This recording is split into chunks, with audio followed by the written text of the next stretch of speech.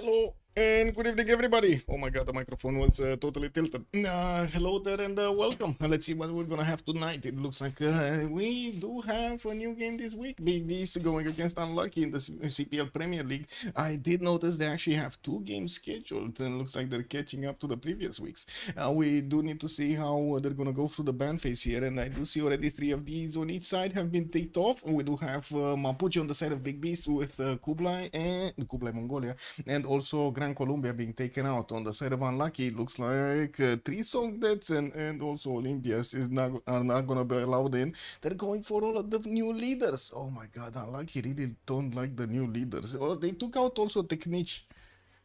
Even that guy, they took him out. Bordanian, good evening, sir, and welcome. I do want to say hello to everybody. Bonsoir, monsieur Rafifi, hello there. Fanch also, good evening, sir. Armara Surakuza, welcome, sir, and good evening. Hello, sir, good evening, sir. Yes, indeed, it is an early game. Also, Muthras, good evening, sir. I did notice you picked up that first promotion. Thank you so much appreciate it. Also, Eric Offen, hello there, sir. Good evening.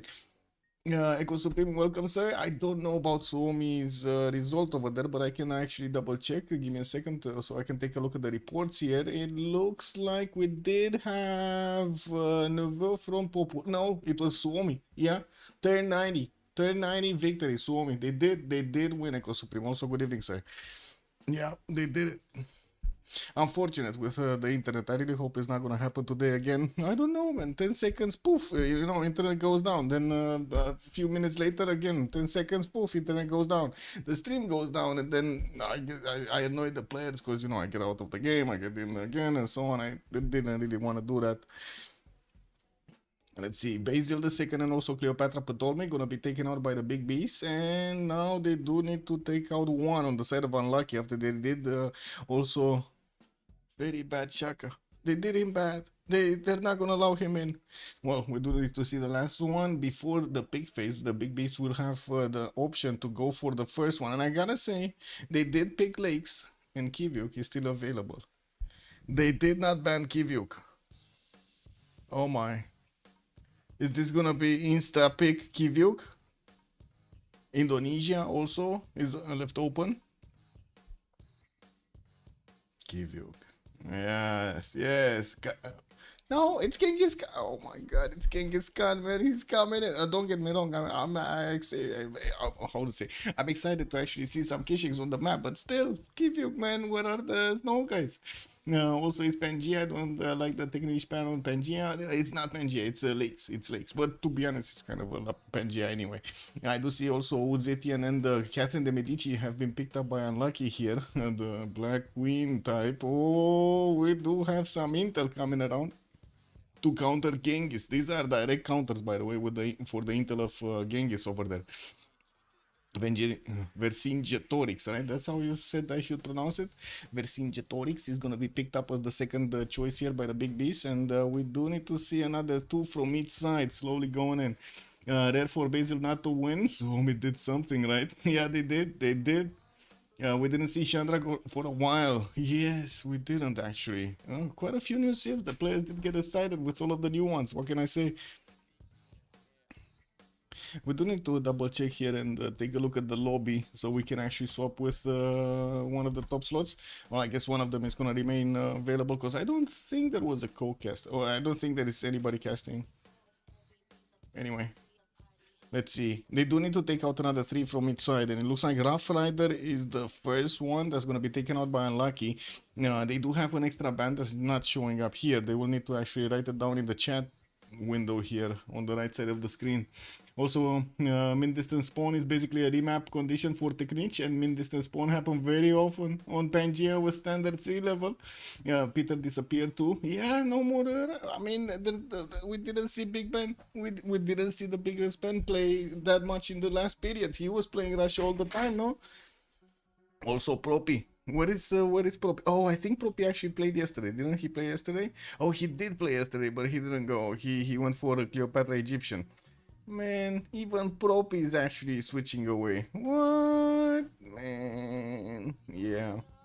Because it is what it is. Cleopatra Ptolemy these days. Oh, look at that. He actually has 2 games. So they played 2 games. And in both games, he played Cleopatra Egyptian. Both of them. Yeah. I feel a disturbance in the force. And also, did I fix my internet? Get a second backup internet? Maybe phones 5G.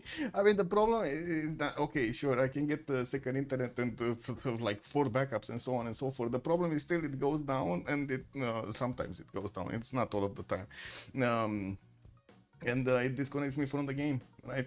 And then I need to go back in, and sometimes they need to reload it because I desync and so on and so forth. That's the annoying part. Because otherwise I could just, start it up again and so on. Like this. It doesn't drop for hours, it just drops for seconds. I don't know. Anyway, Ludwig on the side of the big beast gonna be taken out. Did they ban it? No. Oh, no. They didn't ban it. And yeah, there are some lightning effects behind me. I'm sorry. Just nature doing nature things.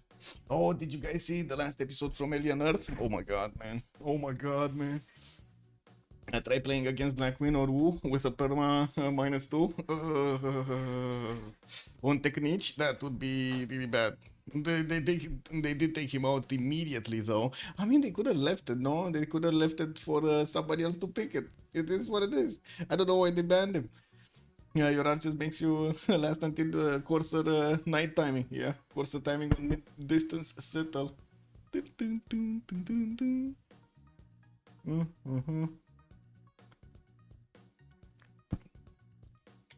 Yes, Civ6 network code. Yes. I mean, like, look at the difference, man. I hope, this is insane. Like, Echo Supreme, look at this. So you know how long we usually stay and watch games and so on and so forth. Look, game already opened, multiplayer. I click on multiplayer. Yes, I see the games. Okay. Then I click on this. Wait, this didn't start. Let's take one that started. This one, right? This is an ongoing game. I just click rejoin.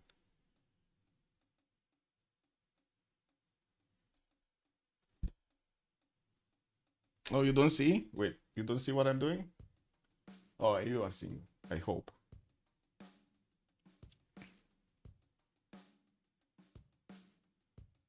Check this out. I'm just gonna leave it so you can see the full test, like how fast it loads. And I'm still in the other game also. Kick double. Okay, I don't know if you can see it. Can you see it? Because I don't see it on my own screen. I don't see what you see on my own screen. This is kind of weird. I only see the lobby. Kick. Commander self-destructed. I don't know. This might not be a streamable game. Kick. Commander self-destructed. Yeah, I see it doesn't stream at all actually. Kick W. And I can still, you can see it behind now. Look. Yeah, this. Commander self-destructed. Lol. Okay. That's kind of weird. I don't know what's up, but that's kind of weird. There we go. Now it catches up to the game and it just, like, it will slow down the correct moment in time.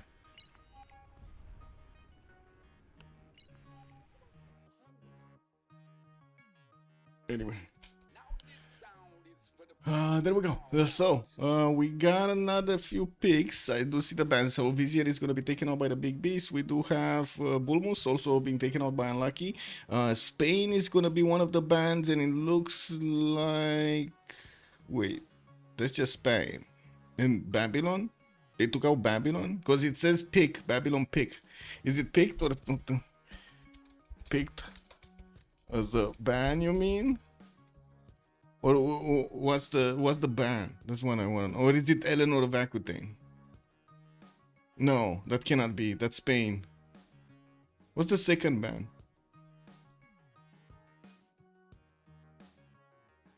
Oh man. Man, oh man. I didn't talk about the timing. I talk about full-on unit production until you get to Corsair Knights Arbs, and then you break. Crossbows, you mean? Crossbows, yes. Okay, so what did they go? Indonesia on the side of Big Beast with Rome, Trajan. He's actually showing up in the game. And then we got Suleiman on the side of Unlucky. And I don't know, it might be Babylon here as a pick, but that means they didn't ban somebody? I mean, they might have not banned somebody. Hey, Kazandar, what are you doing picking guitars? Oh my god. Over there. They have to deny the terracotta, yes. Also, is there uh,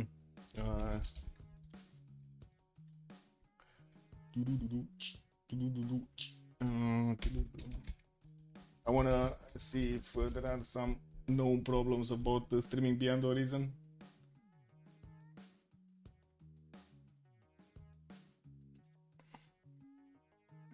Oh, I see.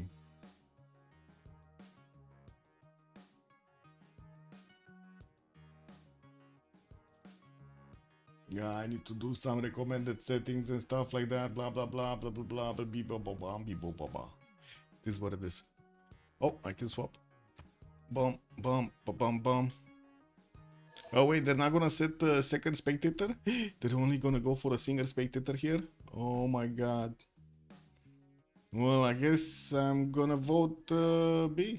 I don't know. Yeah. You can imagine in this game with 3 civs that to have extra intel on their spies. Oh my god, man. Like extra, I guess, extra bonuses to spies and intel. You can imagine everybody's gonna wanna get terracotta. They wanna either deny it or pick it up. They build it. Oh, you guys wanna see some crazy stuff from Romania? Oh my god. Check this out on my Discord. So, you know, I asked a little bit of a question, what will happen with the food price in Romania, since we have quite a few problems with, you know, energy and stuff like that, like the prices still go up.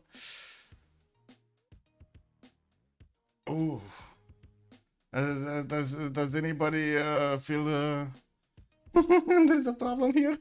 And then, you know, I said, you know, there are some extra building, how to say, some extra energy capacity added.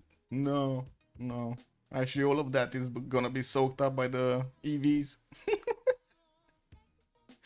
Oh my god, man. I mean, I guess it's not everything. It's a little bit better, the index. It's just triple. It's just triple, you know. Yeah. Oh, man.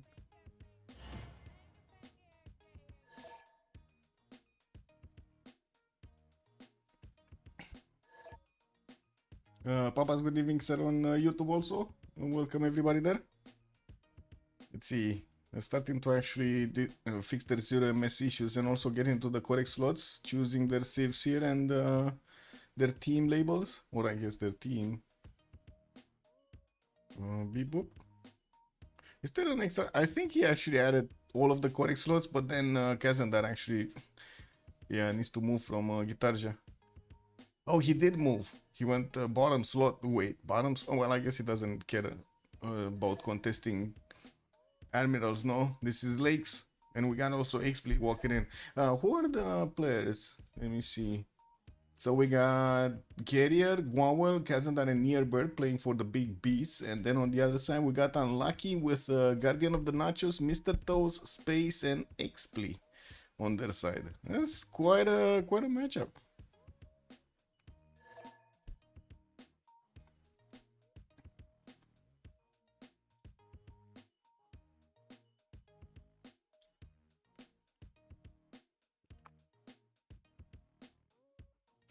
Yeah, I think we can ready up soon.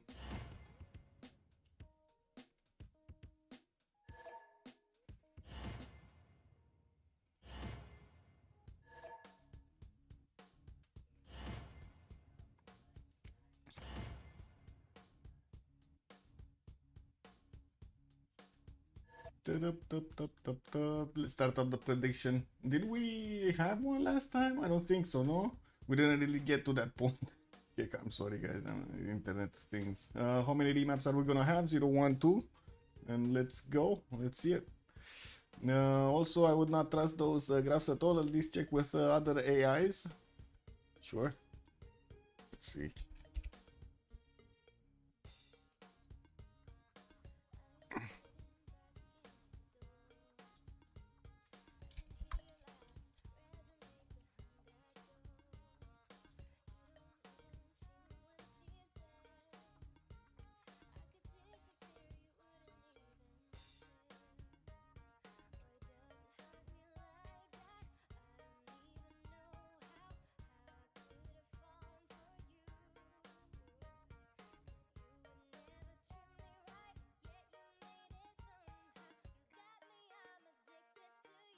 1 sec.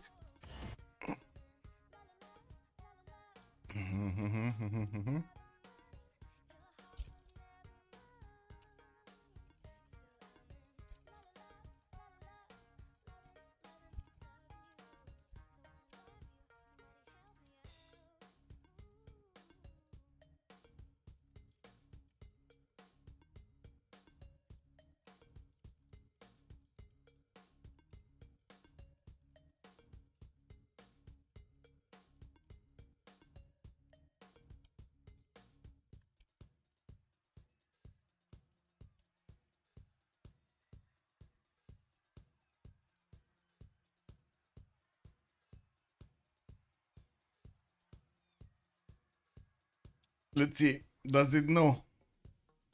I took the other one a little bit like slowly. Just gonna let it go. Okay. Let's see. Adam the engineer, hello there, sir, and welcome. As to is a very bad idea. Extrapolate. Well, I guess yeah. I guess yeah. That's a better word. Extrapolate. Yeah. Actually, funny thing. I usually use that also. Kick. 1 sec. Let's stop this. And actually, it's fine here, as in the context, no? Extrapolation. Okay, let's see.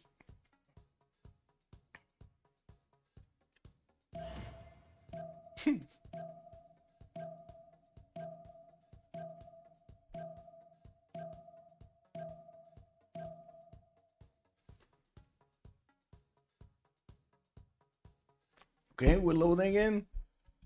What is Grok doing? Again, it's not making tables. This is what I don't like about these, man. It's not making tables. So it says 2024, it was 182. What is the other one?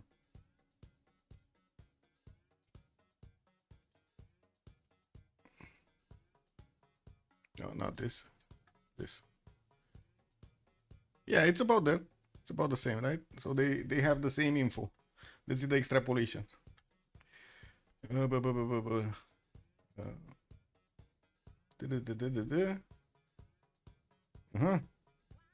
What is it? Here. This one calculates to 255, for example. In another 10 years.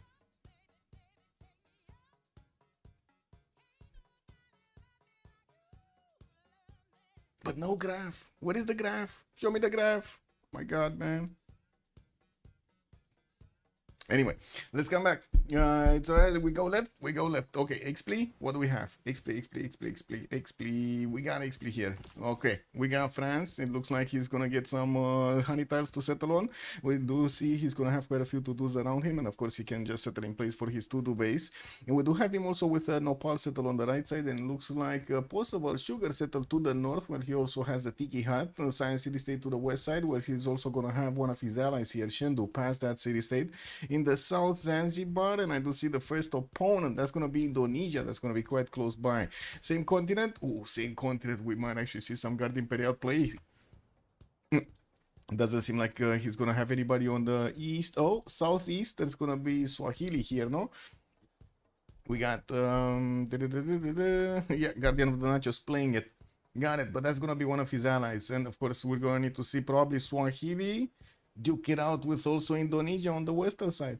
We do need to also move on Chengdu. What do we have here? It's gonna get his 231 tile in the western side. He's gonna have actually a settle on the coaster that he's gonna get the fresh water from, and we do see he's gonna also get that scout out in 3 turns to expand his vision. Doesn't have that much fresh water on the coast. I do see at least 2 cities north and the west side, while the one in the south is gonna actually need a city in between, and that's not a good city at all. Like, where are the 2-2s and the production? What is the production in this city? That's just one horse, you tap it in and that's it. Anyway, We do have him also with some lakes on the eastern side that he can establish his cities towards. We're going to need to see what he's going to do with Catherine de Medici. I mean, I guess they can set up coastal trade routes here, right? They can actually put a city here, get a canal, and then like, put another city here, and all of the trade routes just go through and through a canal. That must be amazing.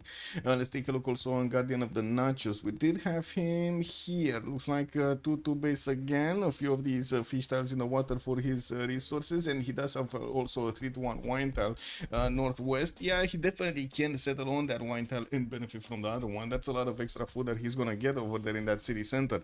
Oh, wait a second. Geothermal settle also southeast, but no fresh water, unfortunately. Could actually settle one further, so he gets the fresh water from the lake.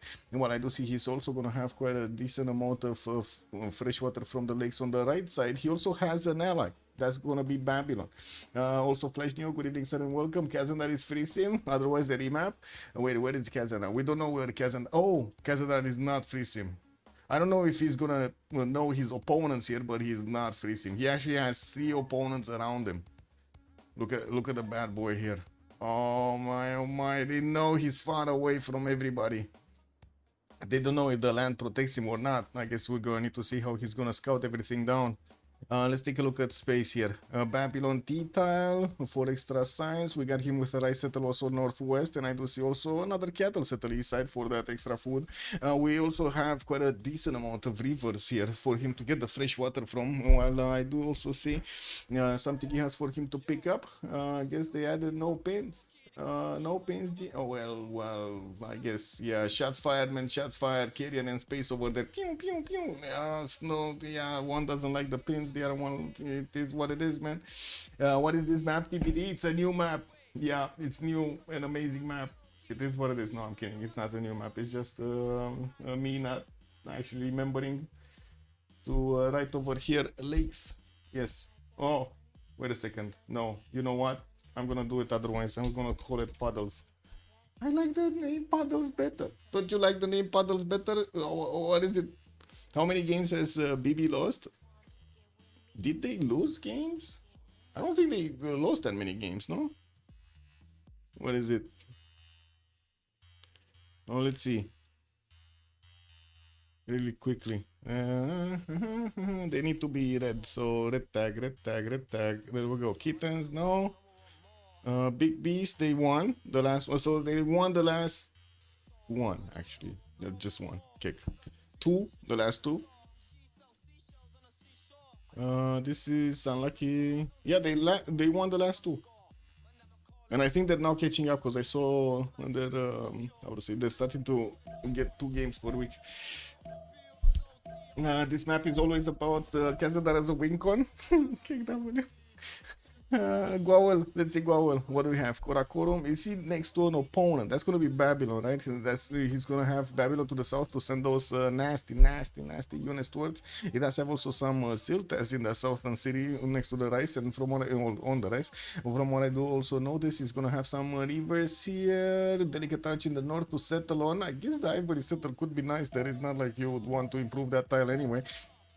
And that's a lot of gold coming out from this 2-2-3-2. While we do see his fresh water is going to be mostly provided by lakes here on the western side. Has a city state to take out Mogadishu, and that's going to be directly in the path towards Babylon. Yes. Now let's take a look at carrier also. What is Vercingetorix here? Bibracte, spy style. That's a very nasty spy style, man. Where's the extra food? Where's the extra production? Only a 2-2-1. It shouldn't be like that. We do have him with some big elephants here on the northwest, and from what I do also see south, he's gonna get the cattle settles, or I should say the settles on the lakes here, while he does have the fresh water coming from that. Looking at his strategic resources and the stone tiles, I guess he does have a decent amount of adjacency here towards good oppidums, right? 2 +4s over there, we got another +4 over here, +4 over here. That's not that bad. Not a lot of stones, but definitely can work multiple cities and put the oppidums together. Shouldn't be bad. It actually looks quite good. A neighborhood here. He does have Wuzetian to the southeast that he's going to need to trade punches with, but the land just is atrocious to move units through. Like one tile chokes, pigs in the mix. I don't know, man. It smells bad. It is what it is, man. Let's see. Rome. No, Kazandar. We need to take a look at Kazandar first. Mahapahit getting scouts out. He actually popped one from a hut over there. And from what I do see, he has 4 scouts. 4 Indonesian scouts. They probably bought him one. I don't think he got it by himself, right? It takes too long. He has some extra food from the wine tile. Looks like 311 fish also in the water. He did pick up religious settlements as a pantheon here, so he gets the extra benefits towards building settlers. And usually we do see immediately Indonesia getting like 4 or 5 cities quite easily. Does he have anything on the coast to take out? No, no. I guess he does have city states around him, but they're not that close. He has an opportunity to actually snatch a 3-charge builder here. Oh man, Zanzibarian warrior over there blocking the vision, just like Marcy did yesterday with the alien. She blocked the alien. Did you see that? Oh my god. How is France lottery? Looking good actually. They did look at that. It's same continent. Same continent with Indonesia. That's all they need, right? Take out the Kazandar. If, I mean, you know, people are saying over here in the chat that the secret weapon is Kazandar in this game. We need to watch out what Kazandar is gonna do, if they're gonna let him here in between his opponents or not. And let's take a look also on Rome. Where is Rome? What is he doing? Kind of free sim here. 2 to 1 ivory, has a few of these sheep tiles, and from what I do see those geothermal southwest. We do have him also with a decent amount of rivers and more of these spice tiles in the north. I guess a wonder towards his opponent here. No, wait a second. Vercingetorix is actually his ally. They're gonna get some trade routes through that next to the bioluminescence bay. That sounds nice, right? Imagine yaks all over this inland sea. What do we have here? Another opponent anywhere? I guess he does have Wuzetian, but that's gonna be far away. He's probably not gonna do anything about it. And his warrior is moving west side where he's gonna meet Babylon. That's an opponent, and that's, I guess, a lot easier to actually get through, right? Yeah, a lot easier to actually get through. Continent split looks like I don't want to really watch all of the continents, but sure. That's also an easy GA for Golden Age for Genghis. Dun, dun, dun. Yes, that is also, if you mean the how to say, the delicate arch setter, yes.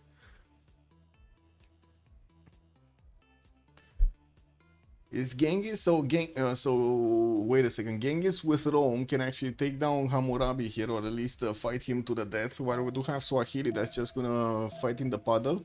And then we got France, with the Guard Imperials that can actually slap Gitarja over here. That's gonna be nasty. Yeah, that's gonna be nasty. That's a lot of bad stuff happening here. Ooh, Indonesia actually did get the builder. The Zanzibarian warrior couldn't stop the Indonesian scout. Who needs team labels? True. Let's actually put the team labels. Left side. That's unlucky, right? That's unlucky. We got a big beast on the other side. And we did see Team Unlucky actually playing the CWC, but we didn't see the big beast yet. Not in this form. No. There we go.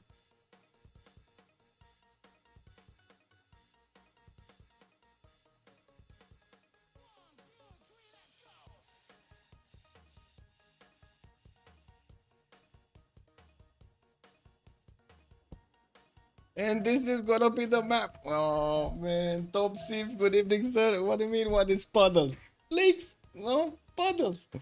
That's a good tempo play from Kazandar. That and Religions, they play it. Yes, they're actually playing it. I mean, you know, a free builder over here. Getting quite a few scouts, and I would imagine he's thinking this is defensive territory, right? He has the mountains west side to actually put some defense there. City state in the north, he didn't actually meet France or how to say, his eastern neighbor Swahili here. Would be funny if we're actually gonna see Guardian of the Natchez actually, you know, dip his toes in the water of Indonesia and get some boats to bong bong. Yeah, that sounds funny, no? Okay, let's finish the prediction. Choose an outcome. That's gonna be 0 remaps today. Oh, that's actually quite fast. And let's get the who is going to win. We got Unlucky on one side, and then on the other side, that's gonna be the big beast.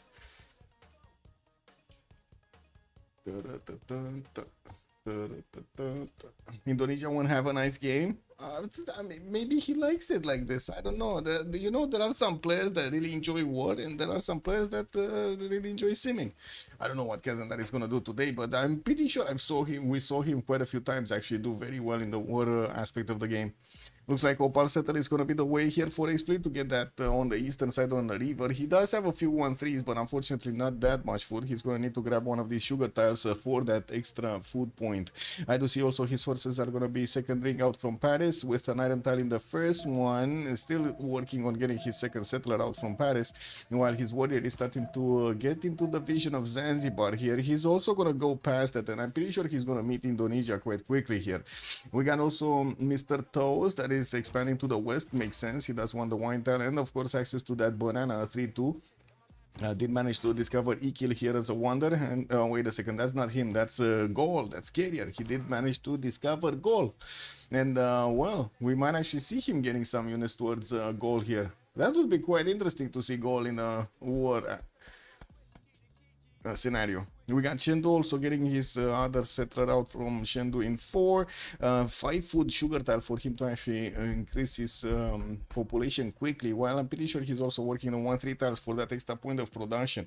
We do have fresh water north, east, south. Doesn't seem like it's gonna be a problem. Iron tile second ring here, horse tile first ring, and he is also about to breach the fog of war towards Indonesia. They're gonna meet each other here relatively quickly. As you can see at the moment, Indonesia did not get to the borders of Shendu, but I do believe he sees loyalty. If these units met actually China and Gold, they probably do see loyalty.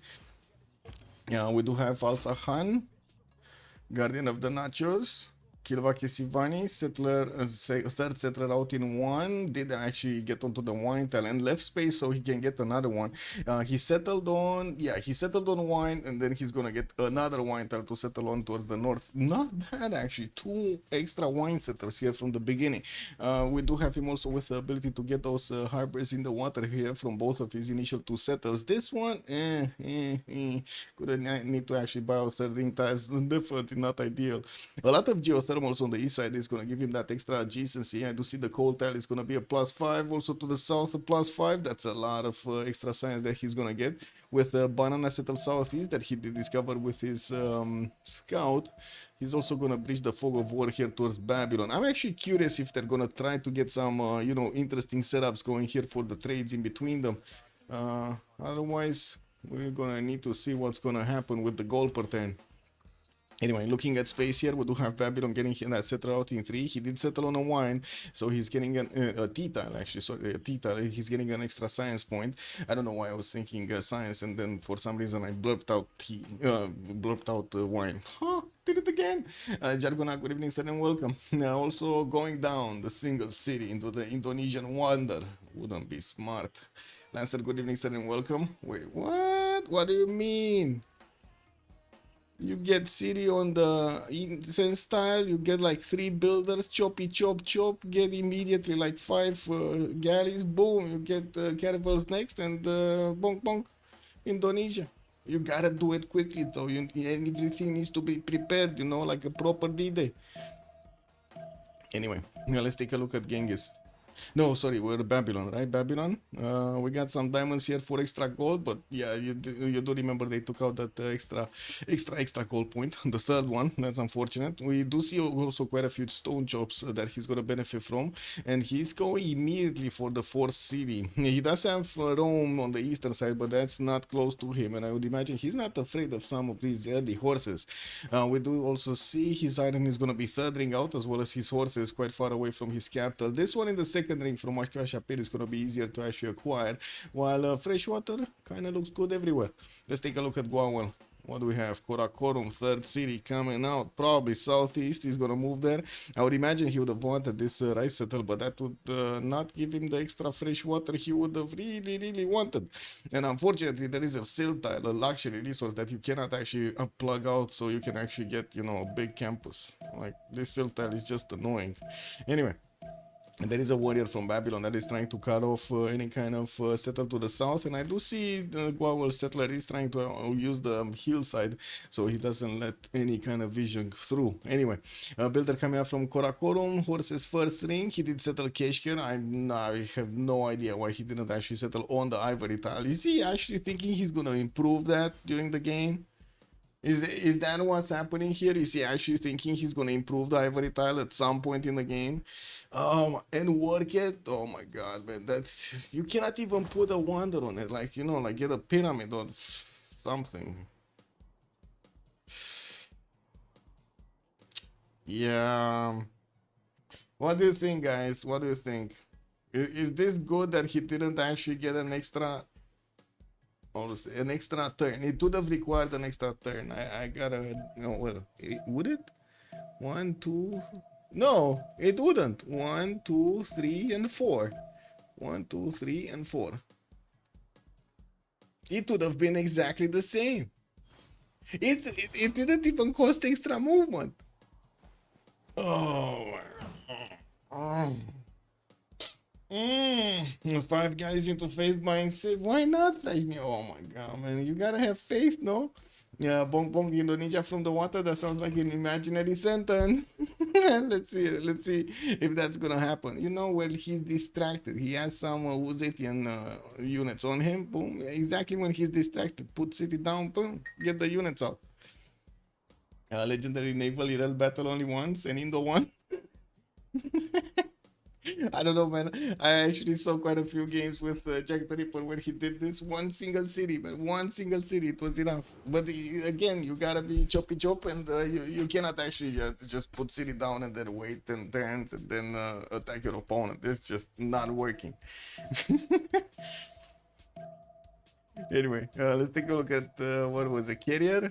We got him with some Chinese warriors in. I do see he's getting the trader out from Summer of Riva. He's also soon upgrading his iron tiles. Did he? Yeah, he did already get bronze working. He not only knows where his iron is, he's going directly for it to improve.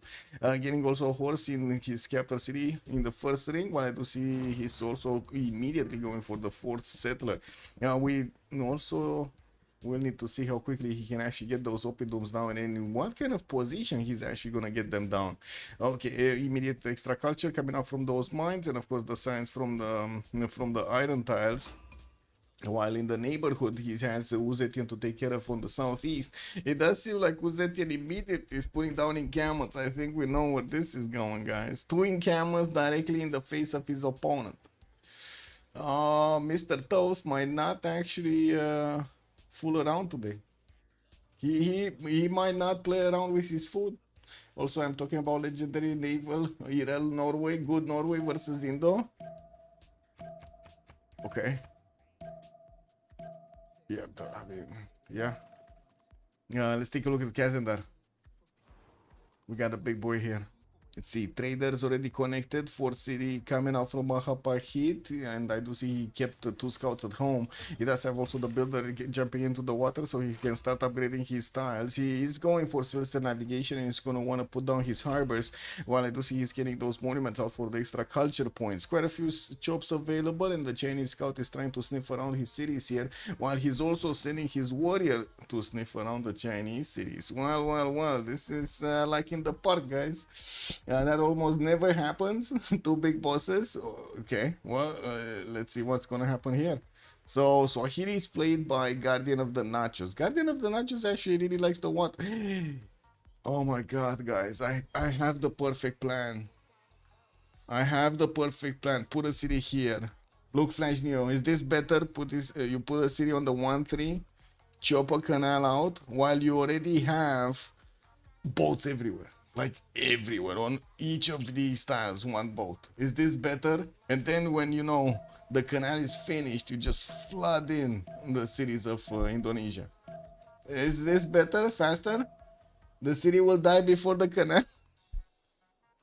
If he smells it coming, I don't know, man. I don't know. Fog of war, you know, distractions over there. Yeah, it is what it is sometimes. It is better. Okay, yeah, okay. Let's see, 4 turns to get a city out from Kilvakizivani, but I think we do need to take a look at Casadar back. So, horses capital in the first ring, Iron in the second one, and of course, still finishing his monuments here. Doesn't have the city states to take out. That's kind of unfortunate. Has another builder to take out though. He's a Chinese scout that might have priority here because you know he sees that it's next to him, and this one is probably not gonna leave his post because otherwise the trader is gonna get it. Yeah, not ideal. Let's see near bird. This is starting in camels. That's what I want to know. No, going for currency. And it looks like we do have traders starting to connect from Aquileia to Rome, but there is a Babylonian scout that is trying to block any kind of connection there. We're trying to get the pillage on the trader. We do have Babylon on the western side also getting discovered by the warriors of Rome here. And that was one of my questions, if he's going to try to get a general here quickly to get to the cities of Babylon. But I guess we answered that one. It's not going to happen. We do have him with some geothermal fissures, also some mountains south of Ravenna here, only a few tiles, not that much. And the freshwater does look okay-ish, but unfortunately, as you can see, this territory is not amazing. It's just not that great. Oh well, at least he's gonna have a good Temple of Artemis here on the copper tile, right? On the city on the copper tile. I think even in the capital he could place one down. Ooh, even in the capital. 1, 2, 3, 4, 5, 6. 5 actually, not 6, 5. Not bad. Anyway. Okay, so we did take a look at this. Strategic Siren, second ring. Hostile is going to be actually second ring and third ring. He has two of them in the city of Rome. While I do see Gaul is getting a scout from the north here. Gaul is also trying to push back the Chinese warrior from going into Samarobriva. We do have a slinger coming out from that city center to finish the job, while the fourth city of Gaul is also going to be placed down. He's not going encampments. Not yet. He's going iron working in 3 turns, and he's also getting craftsmanship in 2. We're plugging in Moksha there in 2 turns, and from what I do see already, we got Uzetian on 3 cities. His first encampment is getting out next turn. 4 cities coming out next turn, and he's definitely gonna build this one very quickly afterwards, right? You know, I don't know where he's gonna go with the city, and that's, I guess, a question. He already connected Jiaodong to Shendu, could send the settler west and get there quickly, while he's probably not gonna be that interested in actually, you know, getting another city towards Indonesia. So are we, because that's the main question I have, are we actually gonna see him follow settle his opponent like there's no tomorrow here? Is this what's happening? What is Mr. Toast gonna do? Adam, maybe China needs to settle near Wonder for Era, near Ikil. You think he doesn't get the Era score needed? He's 18 out of 19, and yeah, look at that. He's photo settling. He is photo settling. He took the left turn. And that Indonesian scout will see this movement, right? He sees the settler moving west. He's gonna give that information to Gaul. I hope Gaul is gonna start building up an army, because Kyrian really needs to defend himself. He has a bath. His territory is always good. He already has an encampment. Wait, he already has an encampment? Where is the encampment? Who are you talking about the encampment? Goal? You mean he has the encampment tech? Right, yeah, sure. Yeah, but he wants to build oppidums, man. He wants to get something else over here. He doesn't want the encampment pre-placed. He'll put one in his B2 after his IZ. Well, let's see how quickly he can actually get that going, and also who are the other ones that are gonna get some encampments down. Commercial started up in France. We got City Patriot Goddess on the side of Expley, and I do see he's also getting those monuments out. Did manage to improve some farms to get the irrigation boost, and he did manage to also secure his golden age points. We do have Indonesia placing down harbors in the water here. And Juan J, thank you so much for the prime, much appreciated, sir. Thank you. Thou shall be knighted primer. Juanj 88. Hello, hello. Kera Patel, good evening, sir. It's no, Jack the Ripper is not playing today. The legendary Jack the Ripper is not playing today. I don't know what he's doing, but it looks like he's not playing today. It is what it is. What do we have here? Palgums coming out from Babylon, also getting those commercials down. Did get fertility rights as a pantheon here, and I do see Mongolian scouts and also a warrior here from near Bird are coming next to his city centers. There are defensive units, and I would imagine the trader is going to be protected because it's going towards Maksha Shapir, and it will take him quite a few turns. Okay, near Bird, let's see him also getting the commercials down. Still no encampment from the big guy. He's going mining right now. Okay, maybe. Maybe there is some hope, guys. Maybe. Okay, still no encampment here. Carrier just building up his iron count. And we do have China not actually hard building his Chengdu encampment. He's getting the one from Beijing in 2 and getting another builder from Chengdu, from his capital. Liang gonna get also plugged in Chengdu. Wait, this cannot be Liang food and production, no? 1, 2, 3, 4, 5, 6, 7, 8, 9, 10, maybe 11. That sounds good, actually. 11. What do you think? Why is he plugging in Liang here? Is this gonna be City Parks or is this gonna be the other one? Also, good evening, ma'am Linda. Pelgum is the mistake. It's 4 times 4 extra food. Report Manushi, good evening, sir, and welcome. His city is already capped on housing. He cannot get the food in. Well, yeah, from what I do see, it takes him quite a bit of time to actually get that going. Anyway, getting the builders out, and I do see the fourth city is moving west side here. We still don't know exactly where is it actually gonna pop on the map here. We need to wait. Another Pantheon got picked up, got a craftsman for the extra production here on his strategic resources, and I do notice China managed to dig some gold in Samarobriva's mine of iron. Yeah, that's how it happens, guys. You go on the iron mine, you find gold. That's how it works. We got also the Opidum starting to pop around here, and gold is gonna need his fourth population in his cities to place down the next districts. He did get all 4 of them down in what? +4 position, +4, +4. This one is from Aduatuca. This must be from Aduatuca, right? Yeah. And this one, Samarobriva, WTF. What is this one? I only see 3 of them, guys. Where's the 4th one? There's no 4th one. Ew. He missed one. Guys, he missed one. Oh, which one did he miss? Kick W. What is this? So this is Bibrakte. This must be Atuatuca. There's no other way. And this is Bibrax. So he's missing Samarobriva.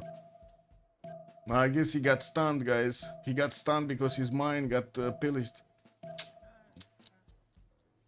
Yeah, nasty. And the PL preset does not have the no pins. Thanks, bring back Belgium housing. Yeah. Okay, there we go. The Opidum did get placed down. He's getting those quarries built, so he gets the extra adjacency. And I do see him starting to actually get the hug of doom here against the warrior of China. He's waiting for animal husbandry. Oh. I see. Was there a cattle or something on that tile? I don't remember. Anyway, yeah, it is what it is. Was there another tile? No. There was no other +4 here. Swahili. Still no Pantheon. He's getting the harbor out from his capital city. A bit weird placement in the second ring here. And I do see also he's getting photo settled by his neighbor. And Guawel dropped. That's nasty. The sheep. Oh, it was a sheep. I see. Got it. It's an EU moment. Yeah, it sometimes happens, man. Definitely happens. Bronze working space. We do have him getting it next turn, by the way. So Babylon is gonna start getting at least 1 encampment down. Is France getting also? I do see Genghis. Oh, triple encampment Genghis. Also triple encampment Genghis. This is probably the reason that Space is getting an encampment of his own. He definitely needs to defend against this. But there is also a possibility for him to go east side through the mountain. Yes, I know there is an exploding volcano over here and it will, you know, be warm. It's gonna be fine. They're going through a sauna before they're going into a fight. It makes sense. And then get the units towards goal, right? Their opponents? No, their allies. Never mind. No. Allies. What's his other opponent? Swahili? I guess Swahili, right? Could get there also. Could go through Kabul and get to Mozambique and other cities here. Guardian of the Nachos might have a surprise army on his side. Did we have a Pantheon picked up here? No, still no. Kick. Let me pop out chats.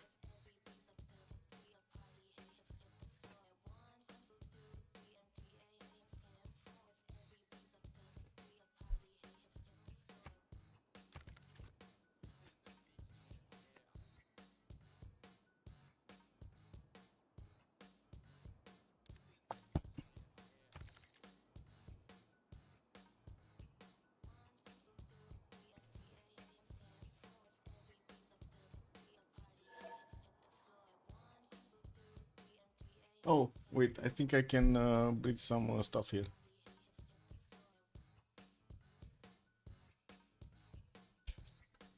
I need to actually get both of these in a table. Whoa. Man, I guess yeah. Oh well, it will take me a bit too much time. Like 3 minutes. Too much. Because we already started this, so yeah, this is what it is. Anyway, we do have XP getting also irrigation, just as well as Guardian, while I do want to see the visibility of Indonesia on the eastern side. Is he seeing this eastern coast, Kazandar? No, he doesn't know actually if he's connected or not to Swahili. We do have the Banda Sea, and then I guess he did click on this, but you know, there could always be some connections over there that you cannot see. Mongolia does have a worry that is starting to actually breach that fog of war, and well, I guess we do need to see a scout from Indonesia. A boat in the water, why is he not getting one? He's on 9 faith at 10. He's on 90 faith. He could easily buy a boat if he wants to. 23 out of 19. I guess he doesn't need the era score. While also Mr. Toast did manage to get that last point. I do see Rome is the last one lagging behind. 17 out of 19 with some commercials coming up. He's getting that fourth city towards the north here, and I would imagine it's gonna be the May style that he's gonna aim for. That would put him also a bit closer to goal, and we do need to see when he's also gonna get a city on the coast. Could actually grab this ivory tile. That actually looks quite good, so he can connect through Ravenna and then through Rome as well. And while we do have the oppidums of gold starting to finish here, well, we do need to see how he's gonna take care of the Chinese warrior, which has access to one of these builders. That's a 2-charge builder that he might actually snatch. Oh, there we go. Curious Builder is trying to get out of there. Shift entering his way on the sheep tile. Cowering behind the sheep tile, man. Yeah, putting sheep in front. That totally sounds legit. Is Uzetian gonna start getting projects out? No. Okay, finishing the encampment in Shendu. That's gonna be his third one. Yeah, there we go. We got a project coming out from Jiaodong. And I do see Mongolia already is on 5 regional points at 10. We got China here on 1. Wait, did Mongolia get God of War and Plunder? He did. That's why he's making so many points. Moksha plugged in Korakorum. Has a trader that's coming around here. And there is a French scout that really wants the trader. He really wants the trader. Well, that's not gonna happen, right? He's gonna let the last move and then shift that turret into the city of Cakeshire. It should be fine. We do have also Archer here that's gonna try to body block the Babylonian warrior moving towards that trader, and I do see another Archer is coming from Korakorum, actually 2 more from Ulaanbaatar as well. This Babylonian scout is being very annoying. Space over here is kinda, I mean, he's really enraging over here, Mongolia. I don't know what to say, but this scout kinda looks like he's like, how to say, dangling a hulk of meat in front of him. I don't know, man. It kind of sounds dangerous. You don't want to annoy Mongolia like this, especially with Babylon. No Babylon, no extra intel, nowhere. What is he gonna do? Just, you know, hold on to dear life. Crickets? Exactly. That's what he's gonna do. Crickets. Adam would be here. No, you want to take everything. Bully to the death. Okay, W, man. That would be a bit too much, no? Markets coming in. Also, miners going into Paris here. I do see we do have some builders also going for the improvements on the horse and probably on the sheep tile. We still don't have him with encampments here. He's barely discovering mining. While I do see Guavel is 3 turns away from horseback running. He might actually start popping out some units. These big names. Thank you so much for the 31. Much appreciated there. Let's see. Also, Kazandar getting his mining.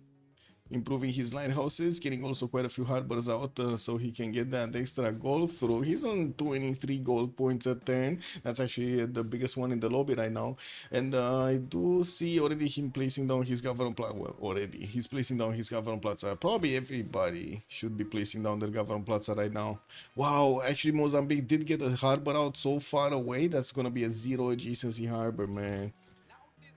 And I do see Swahili is also going closer to Expley here, probably gonna grab that honey settle. He keeps on expanding to the northwest, just totally ignores the beautiful south that he has. Oh well. We got Babylon fertility rights. Rome still didn't pick one. He's going for commercial hub investments. The first one is Ifadlan, while Babylon is making 2 points a turn. Looks like Rome is gonna want to cut ahead there.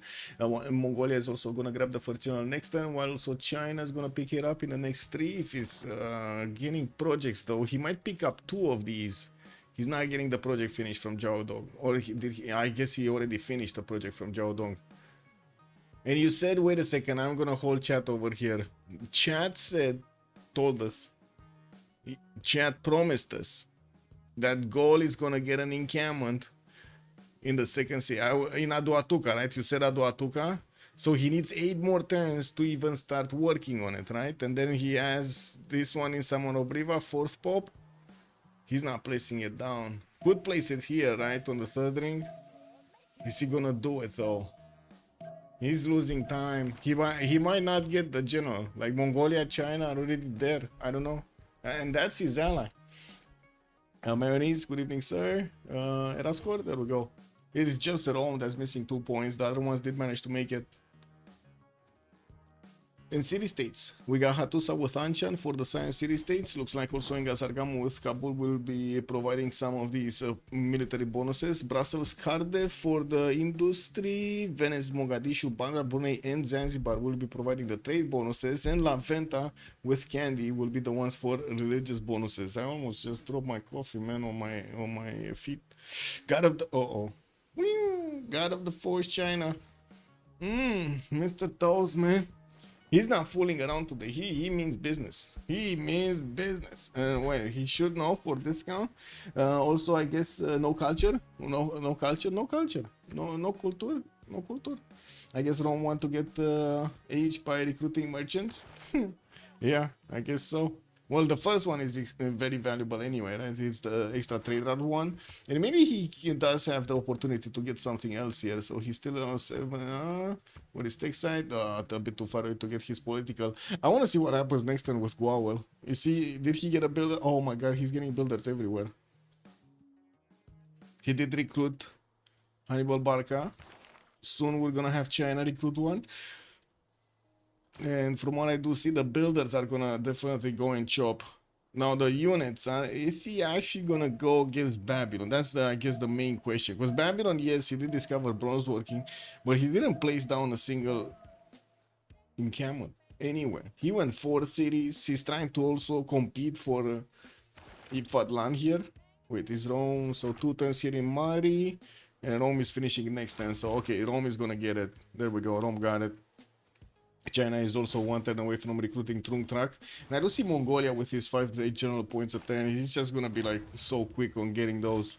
Government Plaza finishing Karakorum, took down that scout, so there's no more visibility on the cities here of Mongolia, while he's also gonna want to build a wardus before he's starting to chop units for those extra points.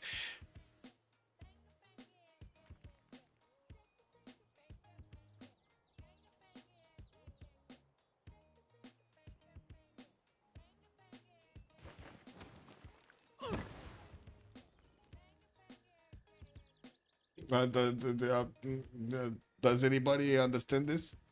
Well, what happened here? Well, why did he build the barracks? Guys, what is going on, man? Is there some super secret strat with barracks first in Karakorum? The terracotta? Yeah, the terracotta? He's preparing for the terracotta from now? I mean, you're not wrong. I guess you're not wrong, man. Need the barracks for the statue of Zeus and terracotta, man. Huh? Wait. So terracotta army, right? No, it's both. What do you mean? It works with stables and barracks. You don't need the barracks. What the fuck? You can also construct terracotta near Ordu. Yeah, like I don't know what's happening here, man. Why did he build the barracks? Did he get it for free? Is there a way to get like I'm pretty sure there's no way to get like buildings for free from Tiki Huts, no? That would be kind of broken. That would be a lot of production. No, I don't know what happened here. Misclick? You think it's misclick? Terracotta is barracks in vanilla, yeah, but not here. Saving points for the next era. That, yeah, I guess, that could be yeah, an option. We are 10:31 and we are seeing the players already starting to actually get their golden age points here. Did Ron make it? Yes, he did make it. He got the golden age, and he did recruit also a Fadlander for the extra 3 capacity. Overall misclick, yeah, it kind of looks like a misclick. Anyway, let's take a look. We do have France here, also getting his government plaza down. Still no encampment or bronze, going archery in 2 and political philosophy. Gonna get more traders out. While he did build a few more of these markets, he's gonna connect those to the capital. We do have him on 9 science with 17 culture, Pembrasian voice coordinates, 26 gold, and 45 points of production. Mr. Toast is gonna be on Pembrasian voice, 9 science, 13 points of culture, while he's gonna get another encampment training project from Jiao Dong. That's gonna give him another one of these generals. Wait, he actually finished another one, another project. Okay, so he's definitely gonna get 2 generals here. What's the next one? That's gonna be Sun Tzu for the art of war. Okay, no, not that bad. He already did recruit Trung Track earlier. Now gonna get his government plaza down. Also gonna work on getting his horseback riding finishing in 2 turns. In the meantime, he did manage to get a few monuments out and increase that extra culture per turn. Governor Liang in the capital still didn't get its promotion here. I don't see it actually giving extra food to any of these styles. Do you? No, I don't think so. No, the horse should be a 3-2 and it's a 3-2. Anyway, now we're going to need to see if that's gonna be City Park Liang or not. That's my main question. Also, greatest cav armies in the world built in the barracks. Yes, no, they are built in the back of the barracks, Lancer. That's what it is. Yeah, we got Guardian of the Nachos also, 15 science, 30 culture. Pretty good opener here with a Pembrasian voice golden age. Also 58 points of production. Guy got 5 cities. And did manage to also start working on his audience chamber in the capital city. We do have him finishing up his arbors and getting those extra gold points already on 27. I do see he's also gonna have a lot of shops in the city of Pate here with Magnus getting established. Mongolia is getting pushed back with his warrior, and I do see Mongolia's coming through. No, he's still not moving, man. Oh, he did get Sun Tzu. He did get another one of these. So that's it. The generals are gone. They're like totally gone. Samar Obriva is barely getting an encampment. So after all of the generals went out, Gol is getting an encampment. Beautiful. I guess I guess we're gonna need to see if he's gonna get many times here, because it doesn't seem like China is actually, stepping on the gas here. Anyway, space, 13 science, 14 culture. We do have space, 4 cities strong, encampment training projects from Russia. Why is he even trying to get an encampment training project? Like, he's gonna get a general from the next era and he doesn't have the science to get quickly to the next era units. Anyway, I guess it is what it is. We got Babylon Hill also with a lot of production from the shops in the capital, with Magnus waiting to add that extra. And also his monuments are finishing quite quickly. He's gonna increase his culture per turn significantly with 55 points of production. Also still no extra settlers coming around. I guess we're going to need to see when his points are gonna go up here. Guawel, 10 science, 23 culture to the north, stayed on 3 cities, got those encampments down, recruited 2 generals, and also building up his Ordu count in Keshker. In Karakorum, unfortunately, we have no idea why. He went for the barracks. I have no idea why. I mean, chat will illuminate me at some point, but I have no idea why. Who did get the military engineer one? I think it's China. Because I'm pretty sure Mongolia got Sun Tzu, so China, yeah, it was the only one remaining, Burika. China got it. Ulaanbaatar Magnus in 3, and I do see he's getting a builder there to start chopping. Keshker did actually, I think he chopped the forest here on the Delicatage to finish the Ordu, and now started working on his forces from that city center. Well, that city did settle on a truffle tile or something, right? Well, what is that? Oh no, that's the gold points coming out from Delicatage bonuses. Never mind. Anyway, next up, 44 points of production, still needs to get those cities out, and I would imagine he might actually want to take Mogadishu down on the way towards Babylon.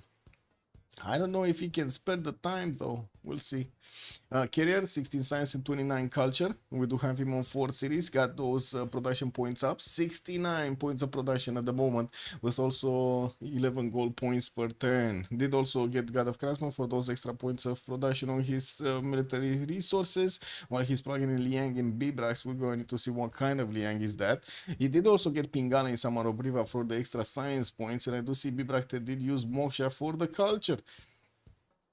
We'll need to get an army to defend against China here. Definitely, 100%. Cassandar, 13 science, 41 culture already. Started to get holy sites out from Jambi, also working on another 2 settlers. He's on 4 cities right now, gonna be 6. And while he did go for audience chamber in the Governor Plaza, did not finish it yet. So we're gonna need to see if he's gonna finish that one or go for something else.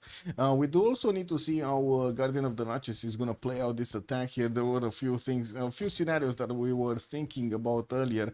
And he does know. He does know he has a possible canal, and his opponent does not know there is a possible canal. Well, there is a great timer that is gonna start to get the discovery on the eastern coast. He should be fine.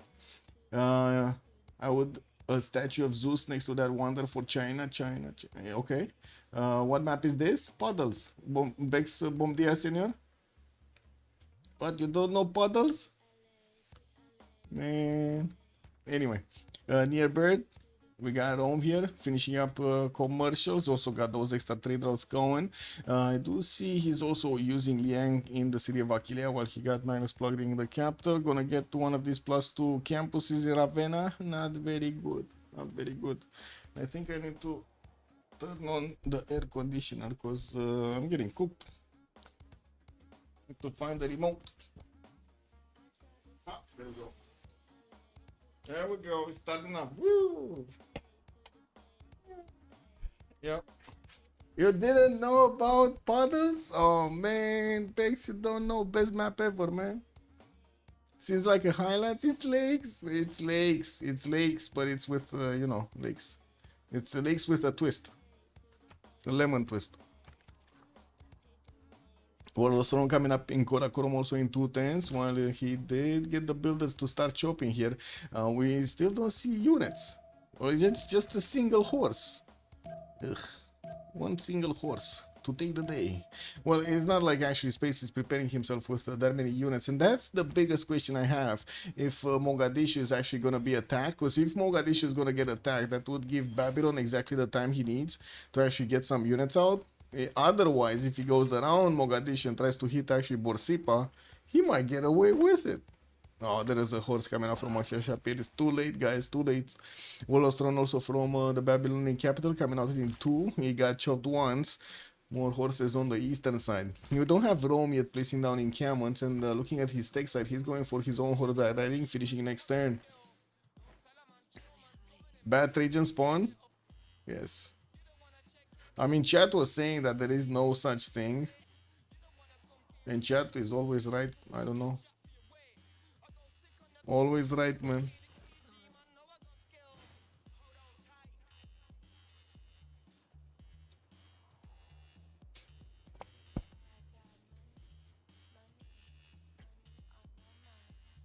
Okay, more units? No.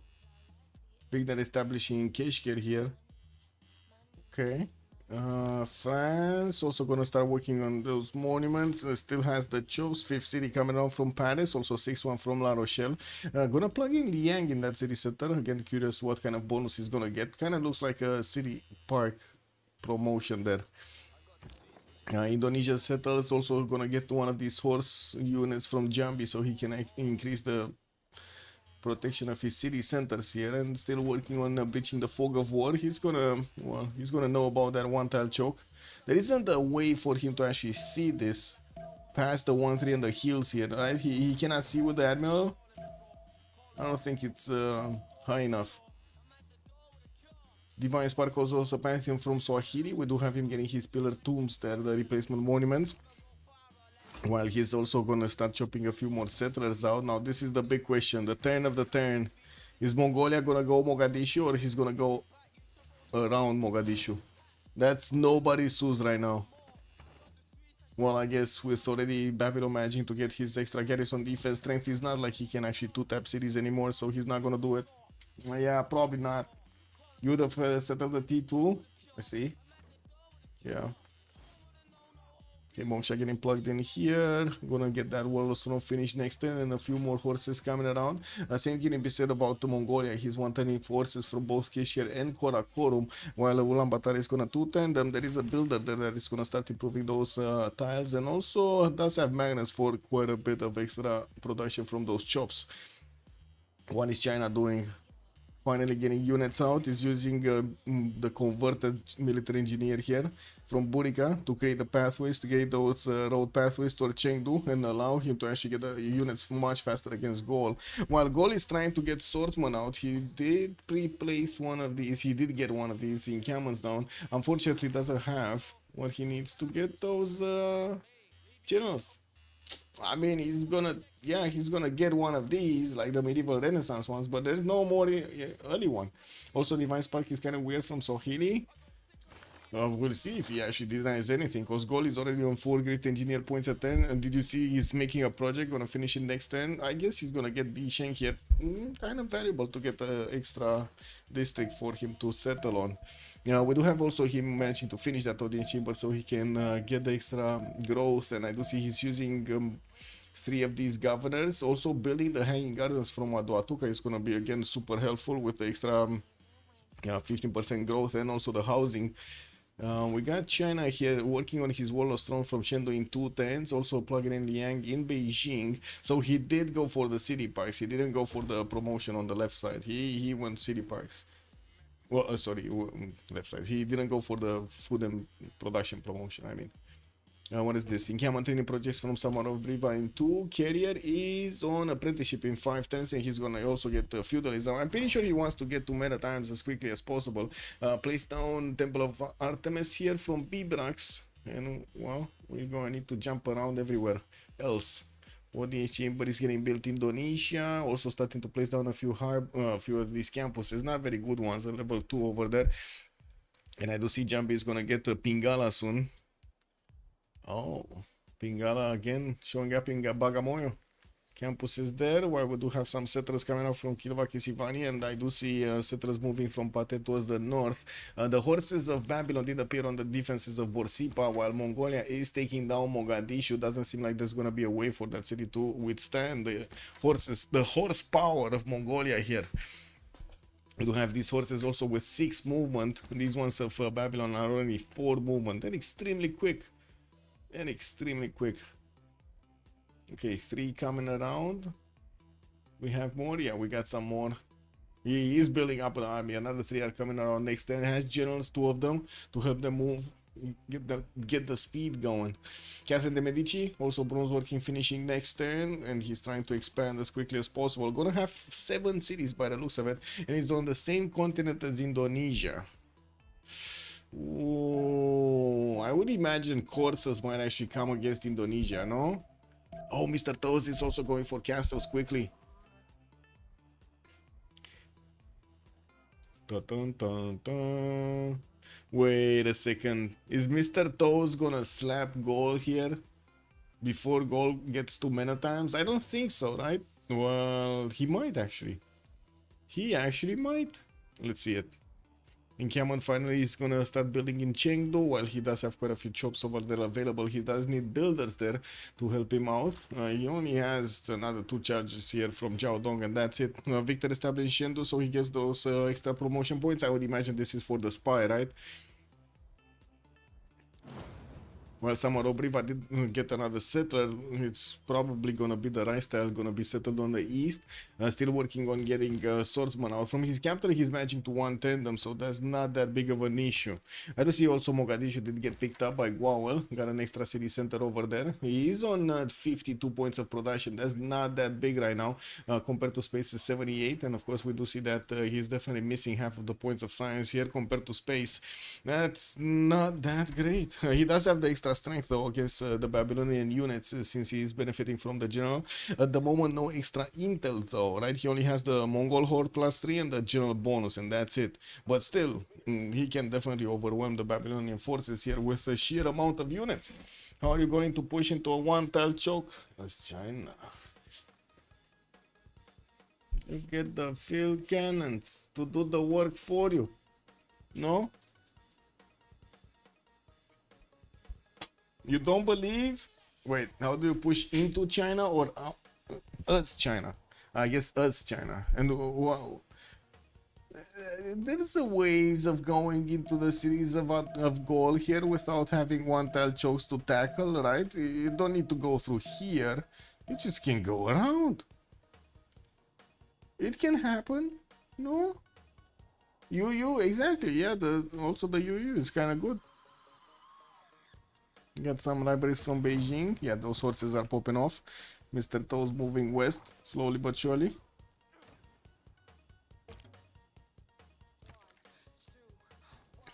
Got also Rome getting those campuses down.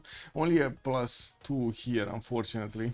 And he's working on the city parks promotion as well, with Governor Liang giving those extra amenities there from the parks, chopping out settlers from the capital, and also placing down Temple of Artemis. Even though, wait a second, oh no, they're not on. Oh no, they're on the same team. Wait a second. So Nearbird is not communicating with Gaul, and Gaul is getting his Temple of Artemis. Wow. Okay, some unoptimal strategies here happening. Lack of communication, guys. Breakdown in communication. Yeah, we know how that goes. Encampments also finishing from France. I don't see his specializing building of choice in the Government Plaza. He didn't finish one, and I don't see he started working on some more of these campuses. Gaul will get St. George, and China will chill quickly. Oh, but there is no St. George. And there is Bisheng though. We got Bisheng recruited, and the next one is gonna be Acidor of Miletus. Goal is on 4 points a turn. I do see in the scientist screen we didn't have Hypatia being shown or picked up yet. The next one is Euclid. Nobody yet getting those great profits. Indonesia is starting to make actually some great profit points a turn. Mongolia also about to recruit Timur. Wait, is Mongolia just gonna keep denying these? Because he's on 9 points a turn, guys. He's gonna keep denying these if the other ones are not fast enough. They're gonna get to the like amazing 300 point general. Wow. And that's gonna be quick. Okay, we got some units from Mongolia starting to look directly at the Babylonian archers. I think they can actually do quite a bit of damage here. No? Oh, this horse doesn't have the Ordu bonus. Oh man, that's actually quite a bit of damage.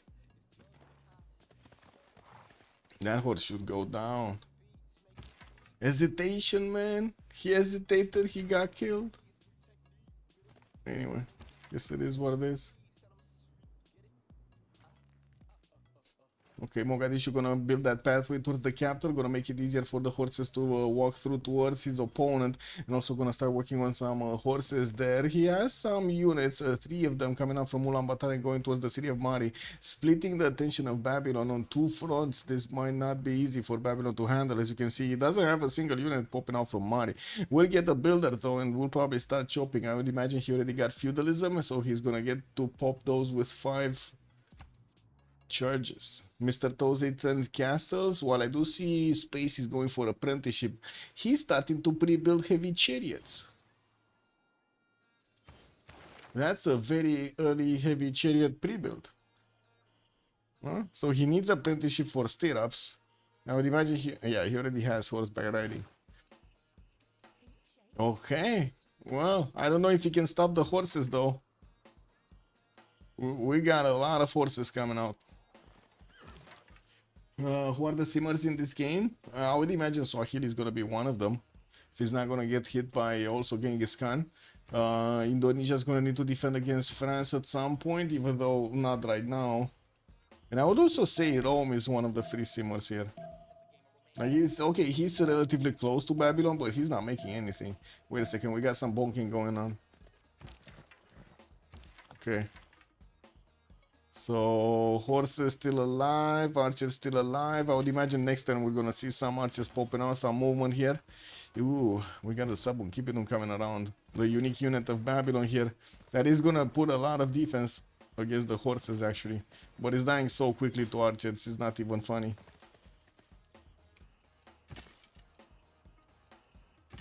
Okay, moving forward. This horse, can this horse be touched? It cannot be touched. Oh! Oh! The scout actually tries to touch it. Didn't go that well though. Okay, so he has another 2 more coming through, 3 more coming through, and another General Timur is on the way down. I do see these horses are also going to wrap around. They have the ability to actually go directly to the main cities of Babylon. They have this pathway here, just need to go through the march, and then boom, after the hill is just going to be one-way trip to Babylon. Yeah, but I was thinking this one might actually go into the forest to tackle the Babylonian horse over here. It could be, this one could be double slap though. Doesn't have promotions for both. But anyway, armies are gonna start dropping here, and I do have to point out Babylon does have LC as a general, but that just doesn't work right now. He needs his stirrups, or he needs coursers, or he needs crossbows, or something, machinery. This just doesn't work. Ooh, 4 units, another one coming out from Mongolia. It's wrapping around the one horse here. That one got scared going back to Mari, where we do have another wave of horses coming out. Why is this builder going? Oh, he needs the iron for the knights, no? He needs to improve his iron tile first before he's gonna get the chops. 50% chance of capturing any. Did we actually? We haven't seen in some time actually the power of Mongolia, the actual main power of Mongolia. Its ability to actually conquer units, like capture units here, no? We didn't see this. And one horse unit did die here, by the way. I guess Babylon did trade them, but still, one died. Surely the Khan will attack almost everybody. Yeah, yeah, true. Wait, Mogadishu is beating Swahili? Nah, Mogadishu is fine, man. It's fine. Okay, we got Indonesia also keeping the army on the choke point. Swahili also on the other side keeping the army on the choke point. There is a settler, guys. Oh no, it's not going for the canal. He's going for another city, but not the canal city. It's fine. There still is hope. The 1-3 tile is left open. Apprenticeship needs 3 mines. Maybe that's it. He doesn't, or somebody else doing apprenticeship from his side. Nobody did the apprenticeship from his side. Nobody did. Guardian doesn't have the boost. Also, he only got a single mine. Well, that is unfortunate, actually. That is unfortunate. Oh no, he got 2 mines. Look at that. Diamonds and iron, right? He just needs another one. And he doesn't have where to get it before he's gonna get the units from Mongolia involved in the war with Mari.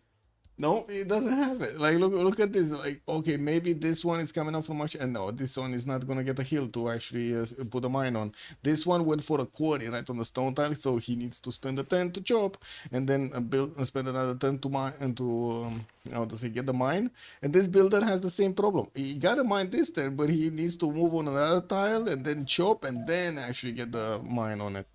He's just gonna passively get the apprenticeship anyway. Ooh. Ooh. Mongolian units. Space. I don't know, man. This looks more and more dangerous. At least he's gonna have mercenaries next turn. But man, Mongolia is just not stopping for anything. I think they are regretting they didn't ban Mongolia. We have units here coming around. No, France is coming with a settler towards the south. Looks like Indonesia is taking out Zanzibar. Okay. We do have also France at the moment not putting one of those tradable cities to Guardian on the coast. And I do see China does notice what's going on in the Gallic defenses. He's gonna build a pathway. You can see how he keeps on building the pathway towards the west here, towards those bananas and the spice tiles. Ooh, he's gonna wrap around and boom boom on goal. Okay, we got a lot of feudalism builders also getting out from China. Has still quite a few chops, getting his entertainment complex from Chengdu. And I still don't see him actually getting the spy. Also 33 science points with 39 culture. It's putting him kind of, well, a lot less culture, but just the same as the science points.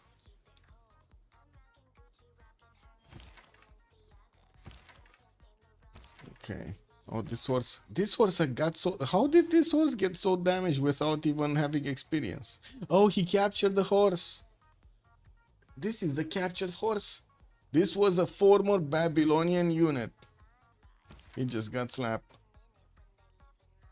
When you see a Genghis, you know that will be action. Yes, we love it. Yeah, amazing. These games, man. It's like the Colosseum all over again. Amazing.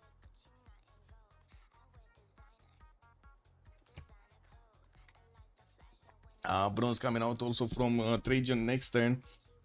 And I do see him still building up his campus count. There is a unit from China that got sent into the Rome territory to see what's going on. It does seem like he's gonna have to engage 26 different garrisons, 3 cities. Not gonna be easy. Also, maybe Oligarchy Spearman is better. Dun dun dun. Yeah. Yeah.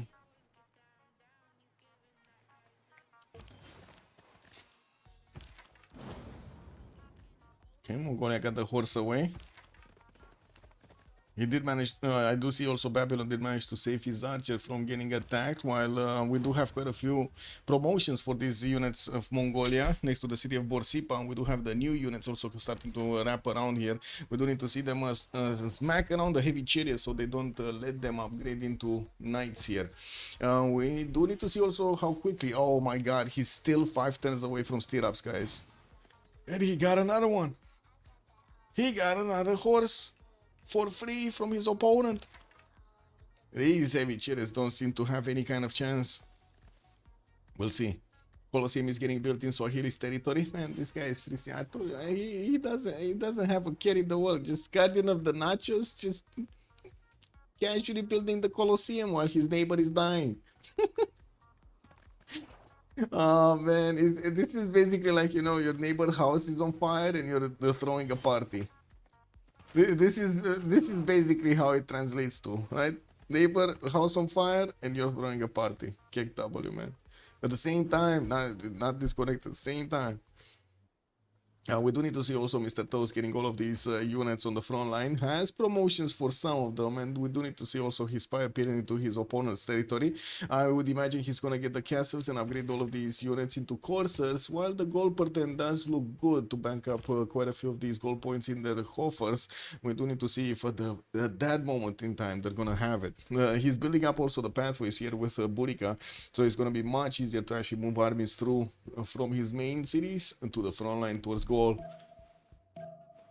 Also, Guardian is 51 science and 58 culture. We got 8 more turns for them to actually get this going and add more points, not to mention the era score. Religion on Indonesia, that's the only religion in the game. Zen meditation with 1 amenities and defender of the faith for the +3 on the defense. While Zanzibar is trying to defend himself against the units of Indonesia, it doesn't seem like he's gonna have that much of a success rate. Also, a statue of Zeus and terracotta. Yeah, but they're not getting built yet. We were oh, wait a second. You think he's gonna get them in China territory? Okay, spy is coming out, guys. Level 1 spy. And let's see what's going on here. Borsipa gonna try to get the walls. We only have 2 archers, but I gotta see the follow-up for Guawel. When he's gonna get to stirrups, it's gonna be Keshex. Now that follow-up is gonna be deadly. We already see his units are much stronger than the Babylonian ones. Imagine when they have Keshex next to them. Walls going up in Mari also. Still, that put a lot of pressure on Babylon. Managed to keep Babylon down at 32 science points with 48 culture. While is only 18. And give me a second. The Beastz wants to get through. Hai deschis ușa? Hai, intră. And let me close the other one. Hai, intră. Ce faci? Deschid.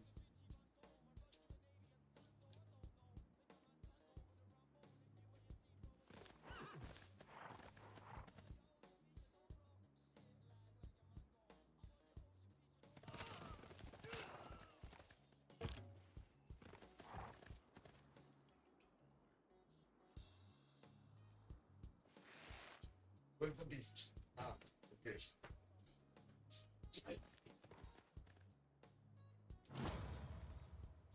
Yeah. I'm sorry. Yeah, the Beastz just arrived. Okay, we got these. Good. Anyway. Babylon did lose another one of his units here, and well, we're going to need to see if we do have damage on the city center itself. Doesn't seem like at the moment the Mongolian horses could actually damage the city and take it over before the walls are up. It will just take 2 more turns. Did someone seize Kabul? No. Oh, someone seized it and then got denied. It was Guawel, and he's fighting Expli. That's gonna be Catherine de Medici. What do we have here? Hatusa, blah blah. France getting some more of these builders all around and also building up his Warlord's Throne. Now building up the Warlord's Throne in Fortens, while the feudalism builders are gonna allow him to get the chops going. He has some beautiful chateaus actually in the city of La Rochelle. With the Great Bath, he's gonna get some mana score, and I would imagine he's gonna wanna go Golden Age here. Colosseum also just got finished in Swahili's territory. That's a pretty good Colosseum. 1, 2, 3, 4, 5, 6. 6 city Colosseum. Not bad. Yeah.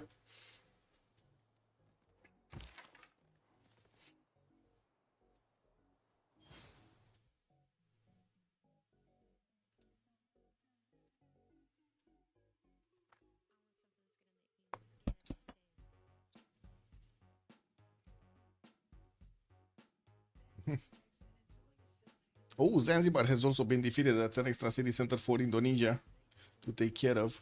And I still don't see any kind of build up here from Swahili. He did manage to get a few units to try to block the one-tile chokes that Mongolia could actually use to get to his cities and, you know, try to stop any kind of incursion there.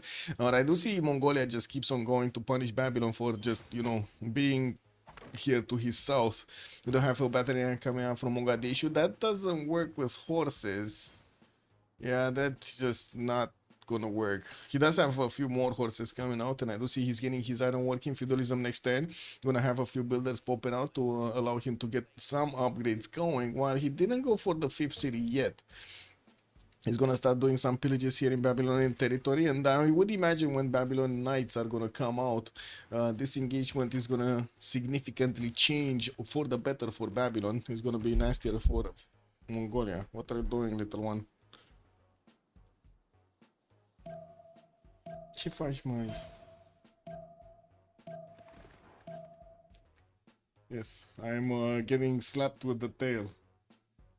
Yes, I'm getting tail slapped. Kick. And she like... Coward! Wow. Yeah, it is what it is, man.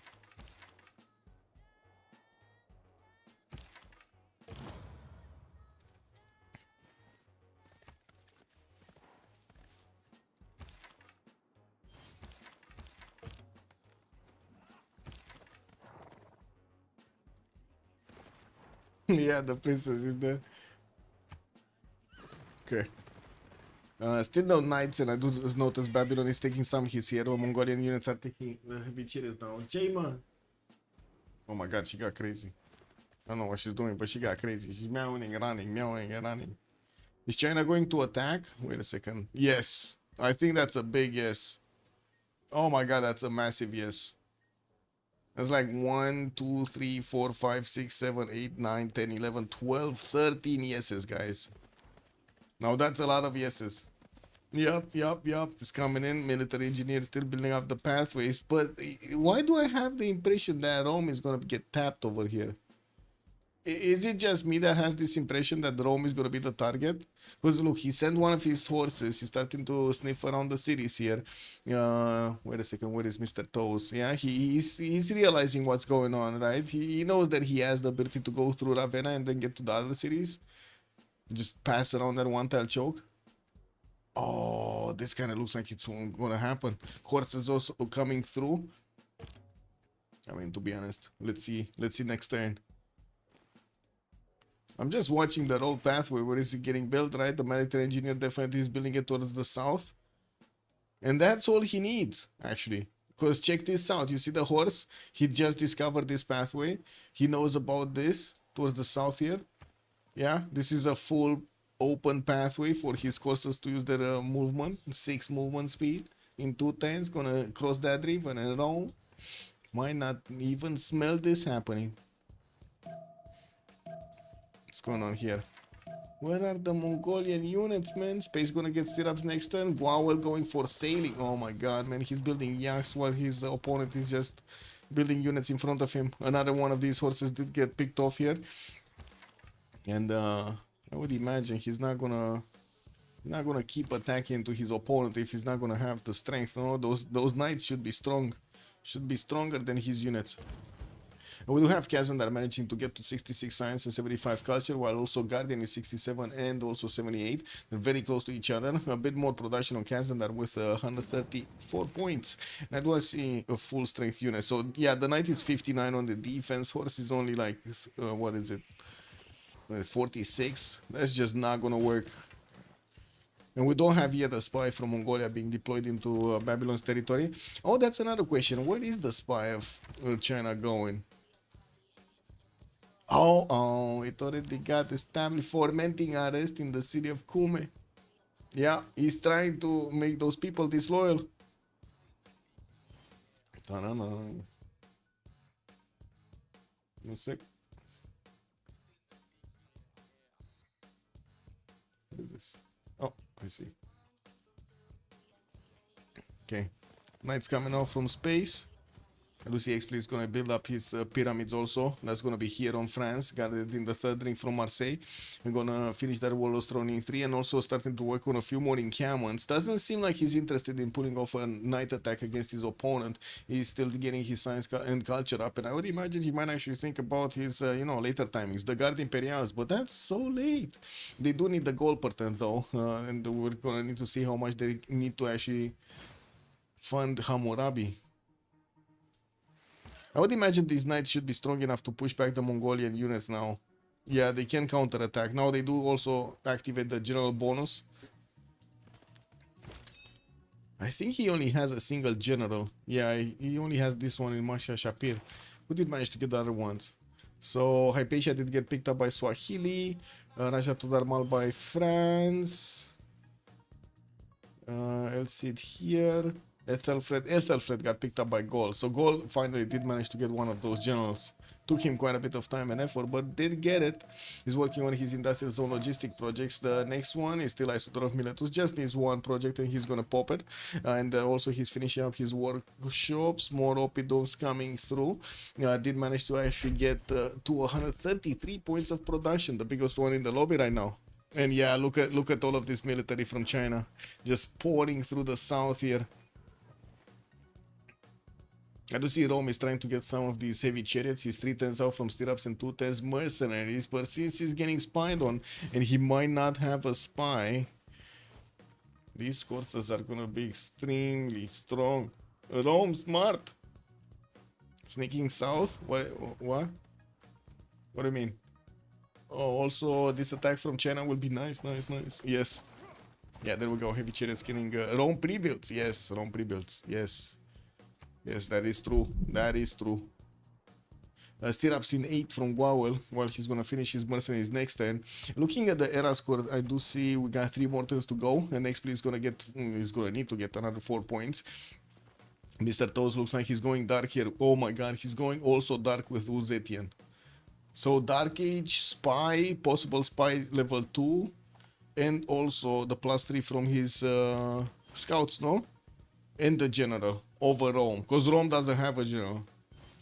I don't think he even has the opportunity to get a general. He never got an encampment. Do you guys see an encampment? I don't see an encampment.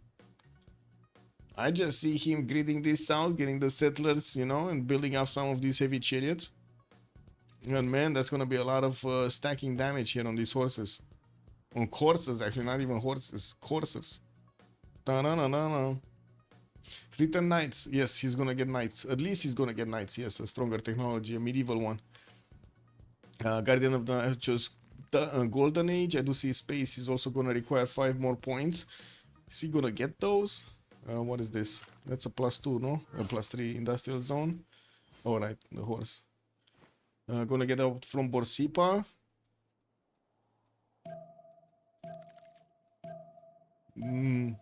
I'm not sure if he's gonna get the points, guys. Anyway, maybe a city-state. Guawel did manage to secure his golden carrier. Is 4 points off. Let's see, what is he building? Trying to get the great library in the city of Bibracte. Didn't he recruit Isodor? Oh, I do see China is sending a few courses to his next door neighbor here, but he's meeting these maritimes on the battlefield. And he does have a spy also for Gaul, but that also gives him a little bit of time and surprise factor. Rome might not think his units, Chinese units are coming against him. that early on. And yeah, there we go. Isidore did get recruited in Bibracte, and he's gonna finish that wonder. And boom, got the points. 62 out of 61. We got also Cassander, 62-53, going golden, and Rome is gonna be 51-49, going golden. Now, I think the problem with Rome here is the general. He's getting those passed through, upgraded a few legions on the west, while he's putting these pre-built heavy chariots on the right side of Ravenna. We definitely need to see if that's gonna be good. Small attack on Gold Road in the middle, massive army way down south. That seems perfect, no? That's just amazing. Does Rome have any legion? Yeah, he did get a legion here in Arretium. Okay, Chinese courses starting to move around. You know what would be funny? If actually China like totally ignores Ravenna and goes here. Because he has the horse around, right? He's already horsing around the cities here to the south of Rome. Space has started Terracotta Army. That's Babylon? What the f... He's actually trying to take the Terracotta away from his opponent. Mongolia, what are you doing, my man? You're Terracotta. Uzetian. Terracotta, no? And we got Mr. Toast just wrapping around some of these walls. And still upgrades units in Changsha.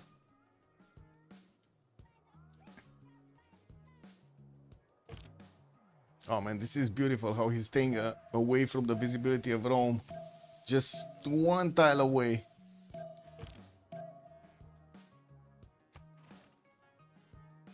Yeah, the military engineer road, if you have already discovered that territory, is going to be visible. I don't see Mongolia actually having a way in the cities of Babylon anymore, especially with the knights coming around, so he's definitely going to need the Keshex here. What is he? 410 stirrups. So Guawel needs the Keshex. I would have imagined he's actually going to build a few of those settlers at this point in time. Ooh, looks like Rome did manage to actually slap one of the Chinese units there. And still the Chinese spy is working on Formant arresting Kume next turn. We'll see if he gets the level 2. If he gets the level 2, this is gonna go dangerous really quickly.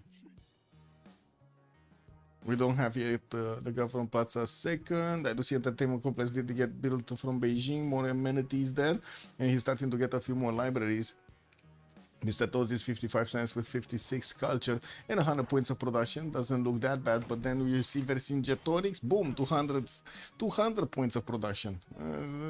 Significantly better. Okay, Chinese unit still passing through. They can double slam into the horses of Rome and take them down. While Rome still doesn't have a way to get his general. I do see him working on quite a few commercial hub investment projects. Zankian is the next one, so no surprise there. He does want to get the extra trade route capacity. I do see also Emotep is going to be available for the engineers. Next general does cost a lot, 305 points. Abu is going to be also the next scientist here. And we do need to see who's going to pick it up for the extra heals.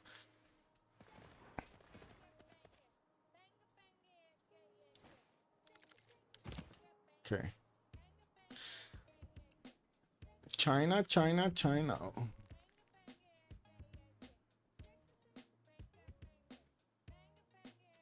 It's not so unexpected. Rome starts pre-builds exactly when it's needed. The attack without a roll. Yeah, but yeah. But we got some units showing up here. To Lugdurum. And they already did get discovered. They allowed themselves to be discovered here. Okay, some more units from China, forcing goal, by the way. With only 2 of these courses, he forced goal to get the line of these maritimes, and also trying to breach around them.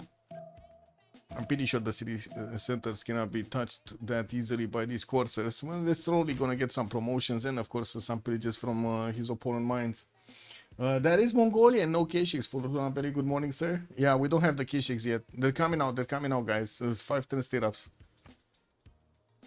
Did he manage to get a Dark Age, by the way? Who is it? Mr. Toes? Yeah, Mr. Toes did get a Dark Age. Oh my god, man. So we got Dark Age courses with level 2 Spy, plus 3 from the Recon, General over Rome. That's like what? 20 something? 21?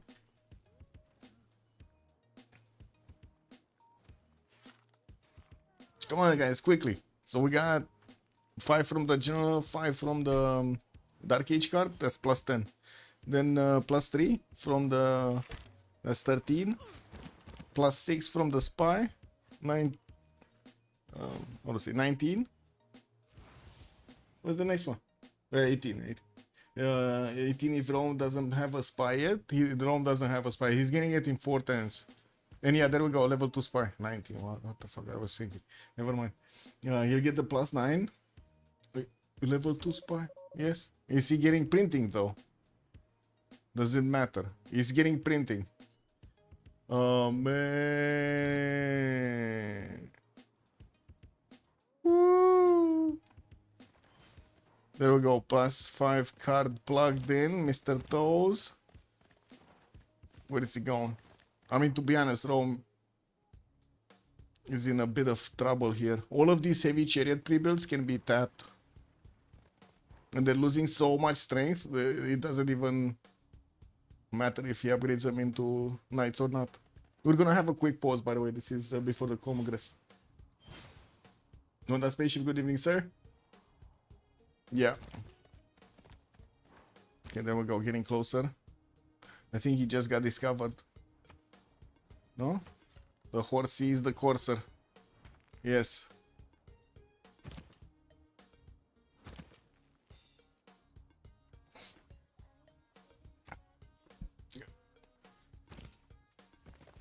Does it even matter if he's upgrading? Boom, one heavy chariot got tapped. It doesn't look like it matters, to be honest. Like, there's so many units here, they can definitely overwhelm the knights if they get 3 attacks going. But anyway, let's see. Preserves. His turn. And this. Be right back, 2 minutes. Yeah. Toes is going for the Giga Kitty. Man, you don't mess with the Toes. The Toes are gonna mess with you.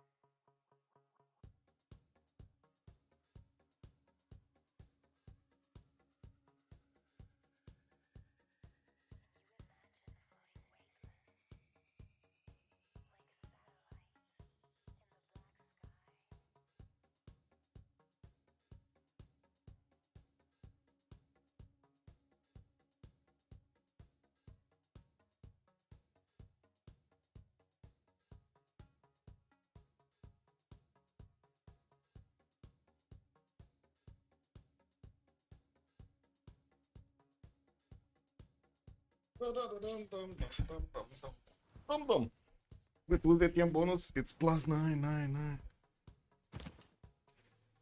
I don't see the extra intel, by the way. I don't see that at all. Did this spy? Oh, the spy actually didn't get activated, right? It just got a promotion. So he needs to activate it before he attacks. Come on, activate it. There we go. He activated it. Plus 6 intel.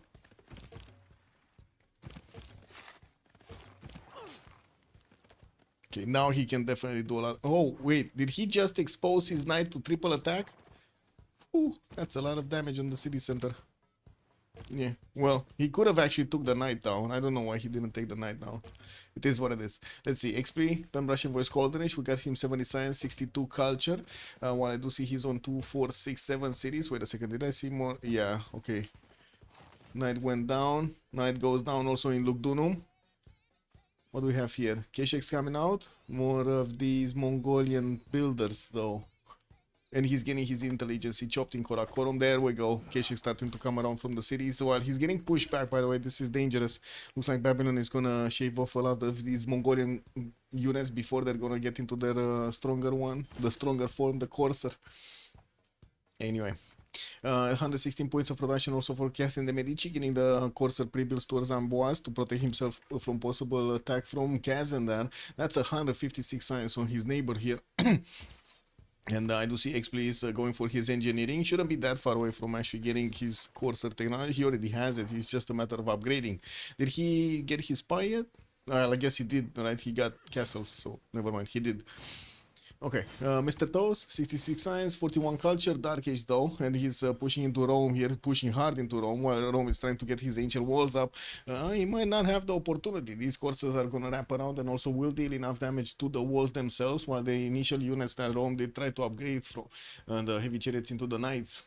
They're not strong enough to withstand the big army of China. Mr. Toes is just gonna wiggle his way through near Bird's territory. We got also Guardian of the Nachos, 140 science, 110 culture. He got this city, Faza. Unfortunately, he put a city that he doesn't allow the connection. No!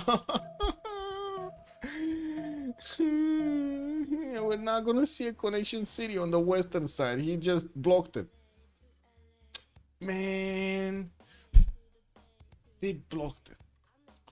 Anyway, it's 100% production, so they're getting faster. Also, Eastern Orthodoxy gonna get condemned. While I do see Suleiman did get the 2 Diplo points.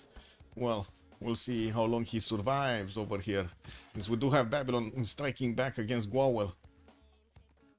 Well. Space, 45 science and 37 culture. Got damaged so much by Mongolia. By the way, his whole game is going to be just trying to survive over here, trying to get some economy going. Did manage to get the terracotta army, which is beautiful, but that's before he actually got the intelligence, so no spy got actually improved.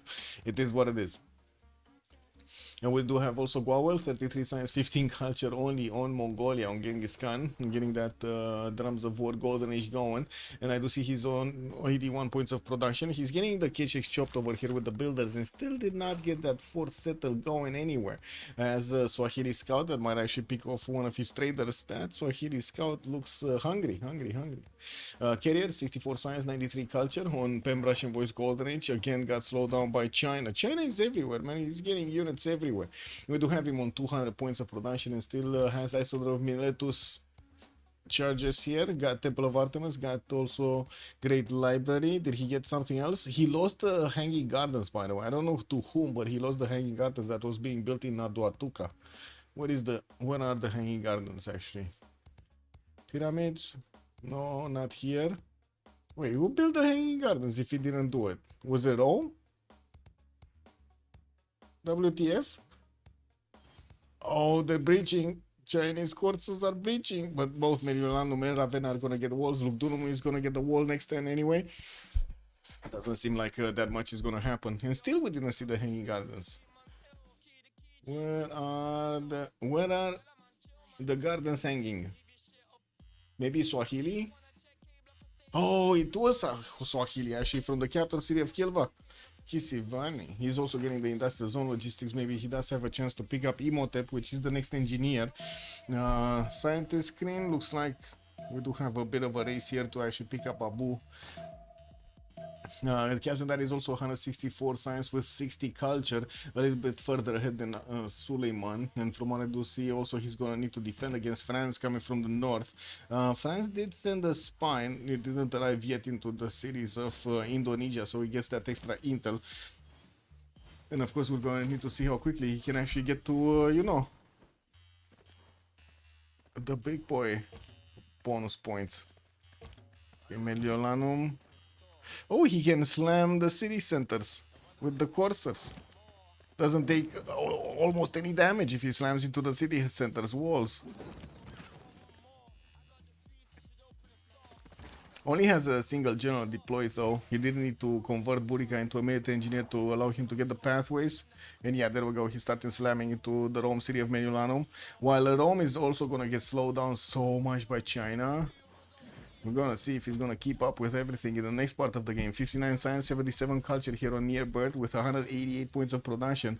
Did manage to get the infrastructure done before the war started, so you know he has a chance from sheer number of production points, but the question is, will he have the quality for the units? And it doesn't look like he has the quality of the units.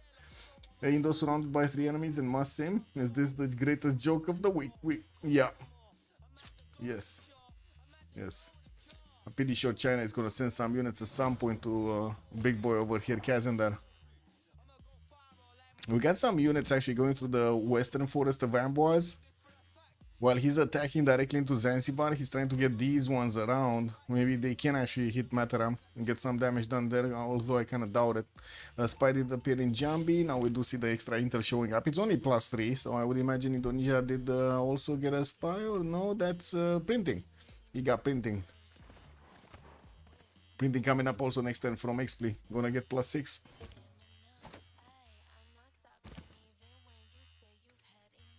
And yeah, there we go, +9. +9 on the Chinese units against Meniolano. Whew, that's a lot of damage, man.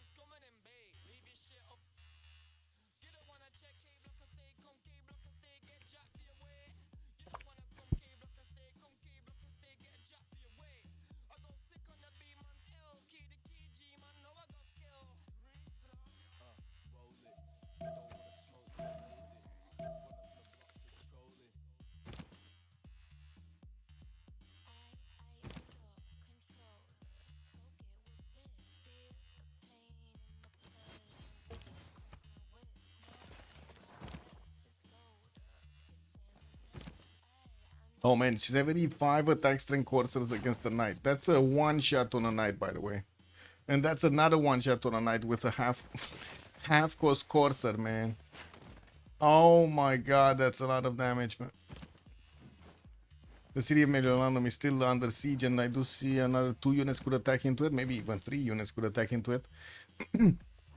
Now we do have the Chinese units also getting through the defenses of Ravenna, and scouts are not here actually. He's not getting the extra +3 from the scouts. Could have been even tougher. Coursers. Ah, there we go. He got finally a scout. And another one is coming through. Okay. What do we have here? More Chinese catapults coming out of the cities, and I do see he's preparing some of his unique units, the Crouching Tigers in Changsha. Well, he did retreat the courses from pushing into Gaul. Gaul did bunker down quite a bit. New courses coming out of the cities, and he does have a new spy that is awaiting assignment in the city of Chengdu. Did build up his intel agency. I got that free spy with a level 1 promotion also. Keshik started to come around from Mongolia. They now are starting to eat against the Babylonian units, but no knight. Keshiks, yes, but the Keshiks are actually quite squishy against the Keshiks. Sorry, the Keshiks are quite squishy against the knights. Kick. Not gonna be easy. Not gonna be easy. Poor Rome. Yeah, Rome is getting bullied.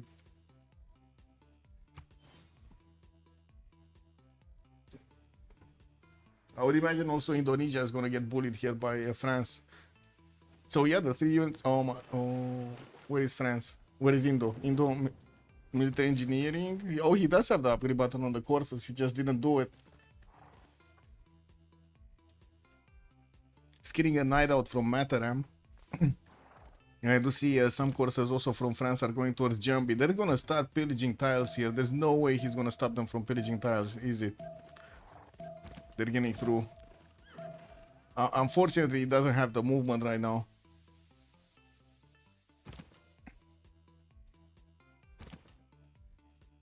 Did he just give up his hand by placing a courser in the borders of Mataram? Well, I guess he can't get the builder out, but that's only a 1 charge. Oh well. Space is also going to get printing in 3, while Guawel is slowly getting there. XP did manage to actually get 2 units next to Mataram, but that's still 46 defense strength. Yeah, and we do have Indonesia trying to defend the city of Zanzibar. They're getting through. XP's units are getting through. And Uzetian's units are getting through into Rome's territory. About to actually take the first city down. Not sure exactly why the courses are going so far into the territory of Rome here. Yeah, they're strong, but are they that strong? I do see a 1+3 did get shaved off. Looks like Mr. Toes Oh, he's not getting spied on, so that must be printing from Rome. Printing just finished. Yep. Scout is getting damaged. No. China, you cannot let your scout be bullied like that.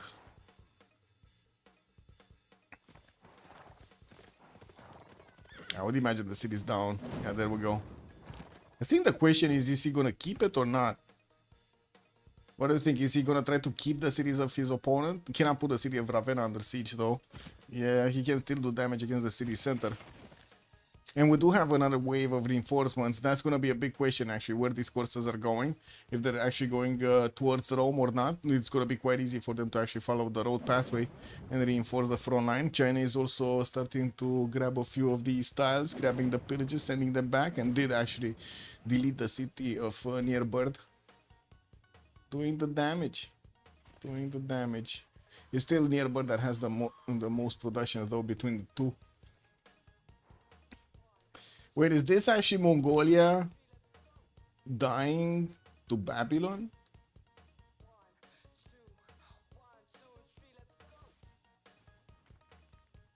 Am I seeing this correctly? This is Mongolia dying to Babylon?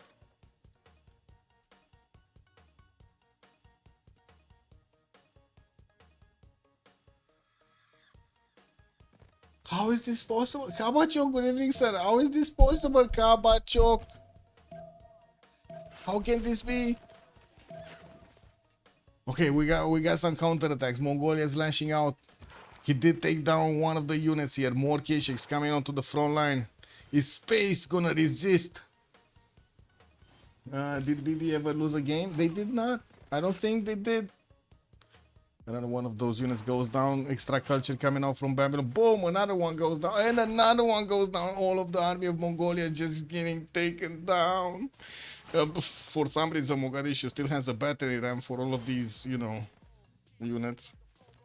Cav units. Let's see what we have. China started moving. He's doing so much damage to the units of Rome, pushing them back everywhere and also getting into the correct tiles. Did he lose a few units next to Ravenna? I guess he lost at least one courser there. Doesn't have that many left. This one actually needs to GTFO out of there until before our Pinum is gonna get mad and splash a few arrows. What do we see? Yeah, Ib Khaldun is also the next scientist here. Looks like France is making projects to get there. I don't see Newton being picked up. We did have Zankian also being picked up by Rome. He got two of these extra trader ones. And looks like France is getting pushed out of the cities of Indonesia. Couldn't really do much, but he did actually force Indonesia to slow down a bit. And I say a bit because he did get to 200 science anyway in agriculture. Well, not to mention 226 points of production. They're higher in production. Not by, but actually they're higher, much higher in production than their opponents here. You say it's GG? I'm not sure. Truham, good evening, sir. Where's my hat? No idea. Actually, I know what it is. It's there. Good evening. Also, en Sassubo somos și bienvenue. Rome looks shabby, but definitely saved and not suffered a lot. Yeah, well, he's still gonna suffer. Actually, he's gonna lose a lot of his how to say core districts. They're gonna get pillaged.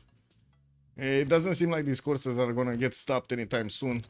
Oh, actually, it looks like Rome did shave off another +3 here from the coursers, so he did take out +6 damage.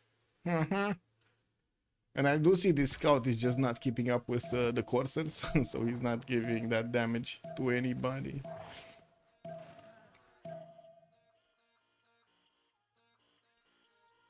What do you think is more valuable here, to wrap around Aquileia, put it under siege and kill it, or try to get the pillages? Because I don't think he can do both. I think it's either or. Either he goes for the pillages with the coursers, or he's taking down one of the city centers. Of course, he has to pick, right? Aquileia, Arpinum, Arretium. I guess these ones, Aquileia and Arpinum, are going to be the ones that need to be picked off. Okay, going for the pillages for the traders. There's also some farms to get the pillages off. Oh, that's another courser down. But that one's gonna get slapped, and we might see a courser for 2 nights. Well, Rome does have the extra production there. Well, I would expect it to lose at least 2 cities. Yeah, I was thinking, but look at that. He lost another 2 coursers. He's down to 4. Actually, he lost 3 of them. Lost one here, and lost one here. Yeah, not great. Reinforcements are coming through. They're gonna take a while to get there, and we do have catapults that could actually show up next door to Lugdunum and start smashing down that wall. Some coursers are getting into the water to go to Kume. They might actually get a lot of pillages extracted from that city center. Printing from space next turn, and I do see he's still fighting off the Kishix of his opponent. Guawel is trying to push back while Babylon is starting to run out of the initial. Like, remember, these units were all of the pre-builds, right? That he hadn't upgraded. Now he's starting to run out of pre-builds, and well, space is on 120 points of production. It's not that big. He's 3 turning knights. That's not that fast. Really not that fast. Knights counterattack into the city of Ulaanbaatar. Hannibal Barca deployed. We got Kishix coming out. And I do see a few of these horses are banged up on the defense. Oh, yeah. I don't know, man. Ulaanbaatar looks danger. It is in danger. Oh, Kishix are starting to get some promotions through. Not bad. Okay, let's see. 1. Can he convert this one? He might actually convert this one. It's 25% chance of capturing. Come on, shoot with the Kishix. Shoot with the Kishix. You can do it. Guawel. You can do it, Guawel. No, not the strong Kishix. Not the strong knight. He got scared of that knight. Oh, wait. He couldn't actually touch the other knight. This is the hill and this is a banana. The banana is too tall. I'm sorry. He's in a march style. Banana too tall, you know. Yeah.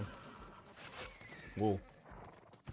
That Kishik does have a promotion, so he's just gonna get out of there.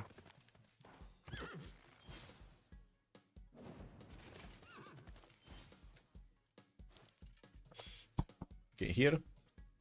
What do we have? So another courser died.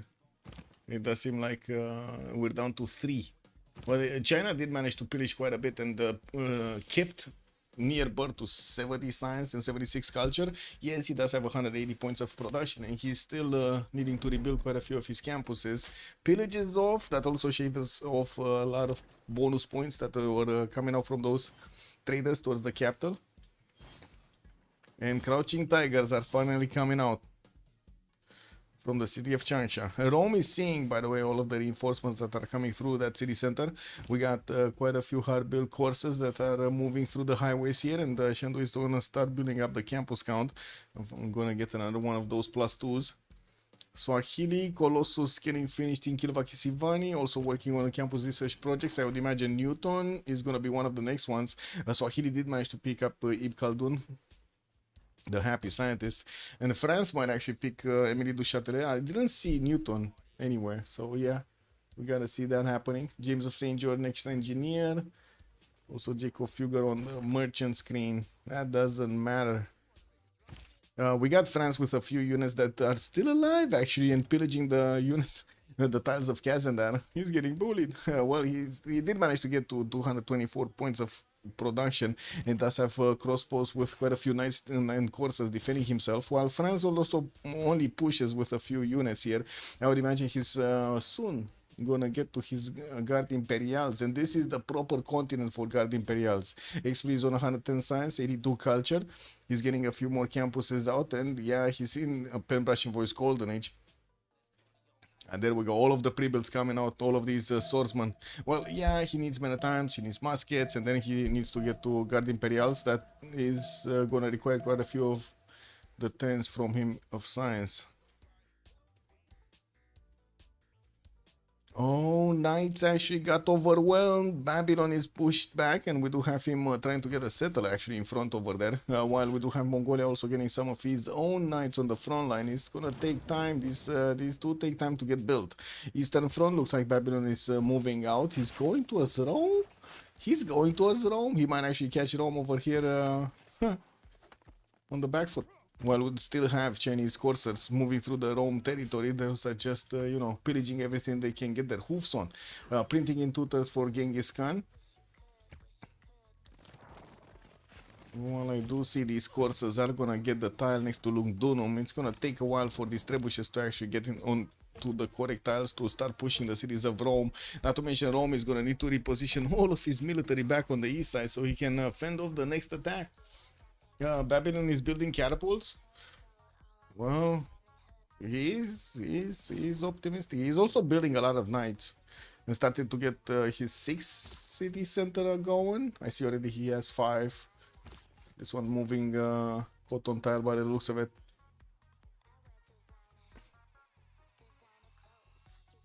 Oh, what is going on here?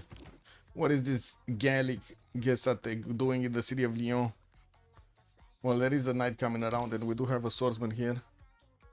Kick W. But that guy is just pillaging off the chateau. Man, he got into the castle. He got into the chateau.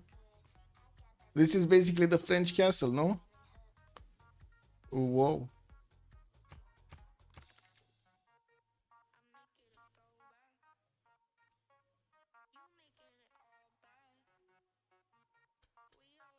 No. Oh, shift desk, man. Shift desk. Best thing ever. Boom. Yeah, best thing ever. Right here. Do you guys think there's a chance of Civ7 winning game of the year?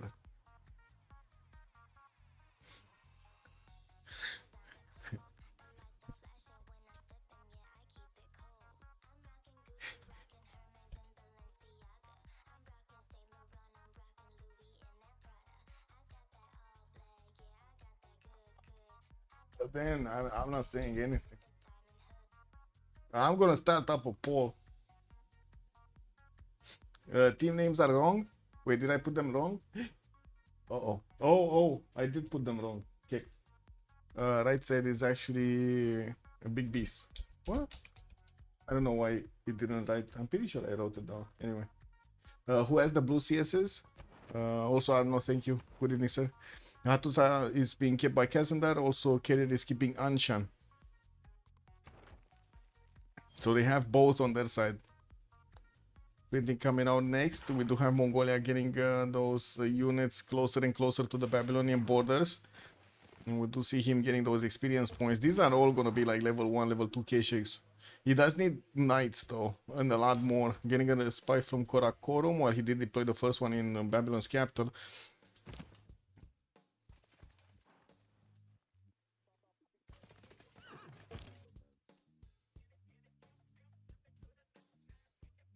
Yeah, I don't know, guys. What do you think? Is Civ7 gonna get Game of the Year awards? That's what Reddit is asking here. I don't know. Slime Gang has some dreams. Bum, bum, bum, bum, bum. Oh no, it's Baby Boy. Baby Boy is asking. Okay, not Slime Gang. Wait, is this Desmond Pilak? No.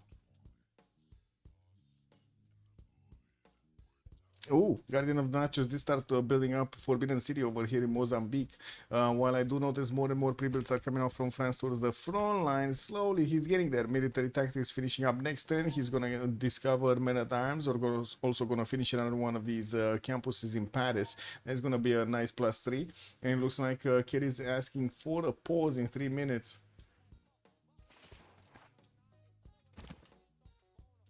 Now, I think there's a question. What is China gonna push here? Anyway, we gotta pause here for 3 minutes and we're coming back. Be right back, guys.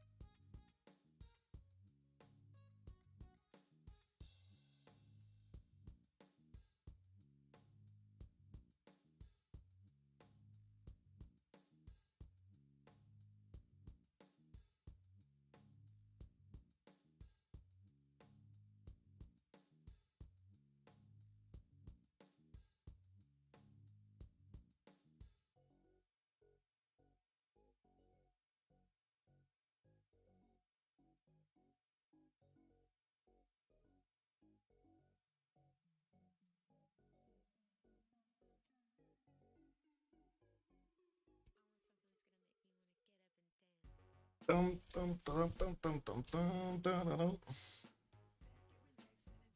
Dum, dum, dum, dum, dum. Oh, I did manage to get a funny picture on Beyond the Horizon server. So this one, this dude was playing on the eco spot. Mr. Puss Puss, by the way, his name is Mr. Puss Puss. And he, like, on the eco spot, you need a lot of metal and you need every little bit of, like, squeeze out every little bit of metal so you can get a specific build order done. He wasted everything. Like everything. Nothing here is actually good. This is incredible. That's amazing.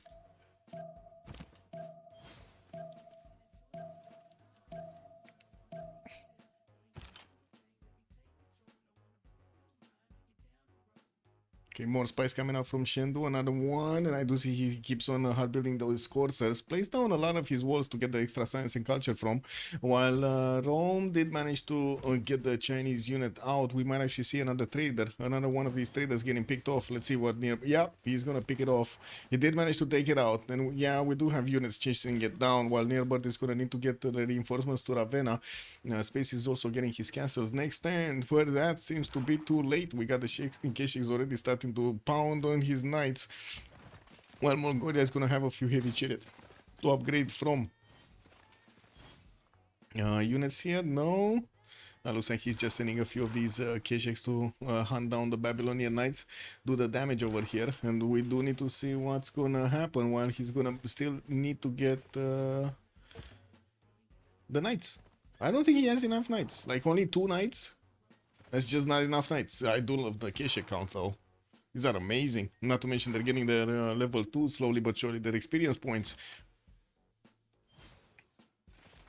This was a very optimistic trebuchet build, by the way. 2 trebuchets coming out from Borsipa. Oh well. Swahili gonna finish that Forbidden City. We do have France needing to upgrade. He's 3 turns away from getting military science. I don't know if he actually has the swordsman with the musket upgrade. He doesn't have muskets. He needs muskets as well. Yeah, there we go. He's going gunpowder. So he's like 6 turns away from getting this. While Kazandar is going for mass production. Oh my god, he's going top 3, guys.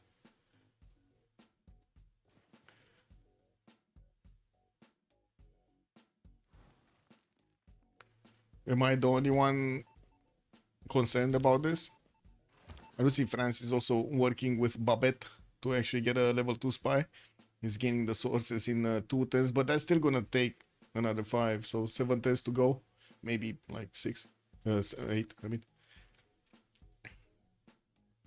Is it only me that is thinking that this is a bit problematic on Kazadar? He's actually greeding out industrialization, getting cartography next turn. Yeah, he has a lot of science, 261. Well, XP is not far away from getting those boomsy units. And the Guard Imperials, man, they hit like tanks.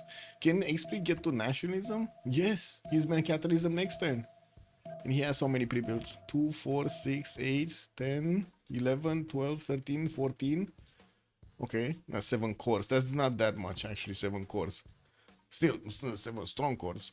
We're gonna get the siege tower also from Amboise. Gonna help breach the walls. Or I should say, do the damage around the walls. Just totally ignore them. Aha, so China is attacking into Lugdunum. That might be another city that Nearbird is gonna lose with the trebuchets and also the road getting built up. That seems like it's gonna be gone. We got also some of these crouching tigers coming to play here. And yeah, they're gonna be quite strong against the knights. Still no general from Rome. Didn't even get time to place one of those encampments down. No time, no production here.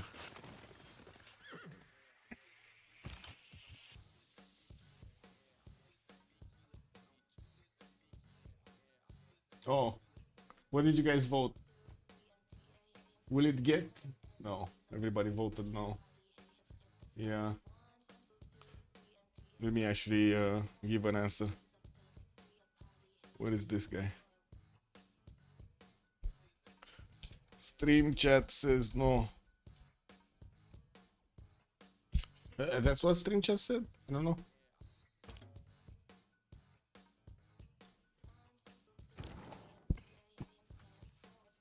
What is it now? Actually, what's Civ7? Boom. 59, 61, 62, 15 though. Actually. Wait, Tuesday 64.90, Tuesday 67.49. They still lost like 300 players. Oh wait, no. No. They actually check this out. They actually got 200 more on the same day. Oh no, never mind. I was watching Tuesday and Monday. Cake W. Right. Tuesday 67.45, 64.90. 200 players ish. Yeah, I don't know, man. We'll see if they come back. Maybe they come back. Oh, some courses also coming out from Swahili to defend against the possible Mongolian shenanigans. What I do see, Kabul is also getting soused. We do have France managing to get money in there. Anshan Steel Carrier, Hatusa Steel Kazandar, Mr. Tozon Laventa, Bandar Brunei. So many of these gold city states have been taken out. The only one remaining is Bandar Brunei here. And do see also Cardiff is getting kept by Guardian of the Nachos. Guardian of the Nachos is also going to finish his industrialization, while Kazandar is also going to get the next turn. We do have XP 2 turns away from military science. Wait, he got muskets? No, he still didn't get muskets. Oh my god, he's just putting it off. Galileo got recruited as a scientist, and I would imagine Swahili did pick up the next one. That's going to be Newton. Very nice. Also, Jacob Figure on the side of France is going to give him some envoys there. Not to mention, he's also going to give him some extra gold for the upgrades. Marco Polo probably going to pick up by Rome. He's going to get the third one. The third merchant for the extra trade routes. I would actually call Rome lucky here. We do have also Carrier managing to get those science and culture points through 150 and 130, but he's still next to big boy China, and it doesn't seem like he has an answer for this all of this aggression against his next door neighbor, his Rome neighbor, no? Near Bird is getting heavily bullied by Mr. Toes. I would imagine actually Luke Dunham should go down next turn. I'm a bit surprised he didn't send his second trebuchet there, but it looks like he does want to start hitting Ravenna as quickly as possible. He has the time to chew through these units.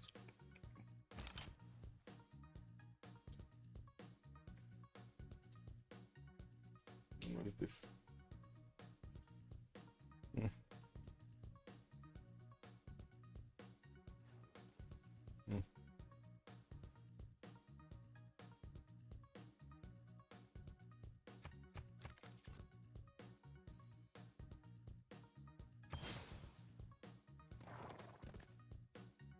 Okay, some not so last hits on Luke Dunham there, but as you can see, it's definitely going to go down next turn. It doesn't have the possibility to get the walls up anymore. Rome is getting also an encampment down, but still wants to get the knights out. He really needs units here.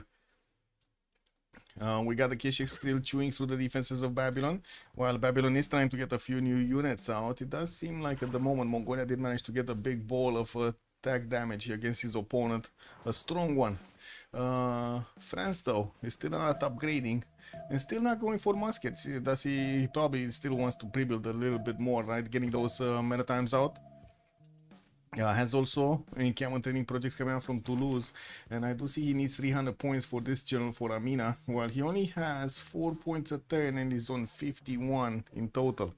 Dimitri Mendeleev also for the scientist screen, but that's gonna cost a lot, 500 points. It can be only one Lyon on this map.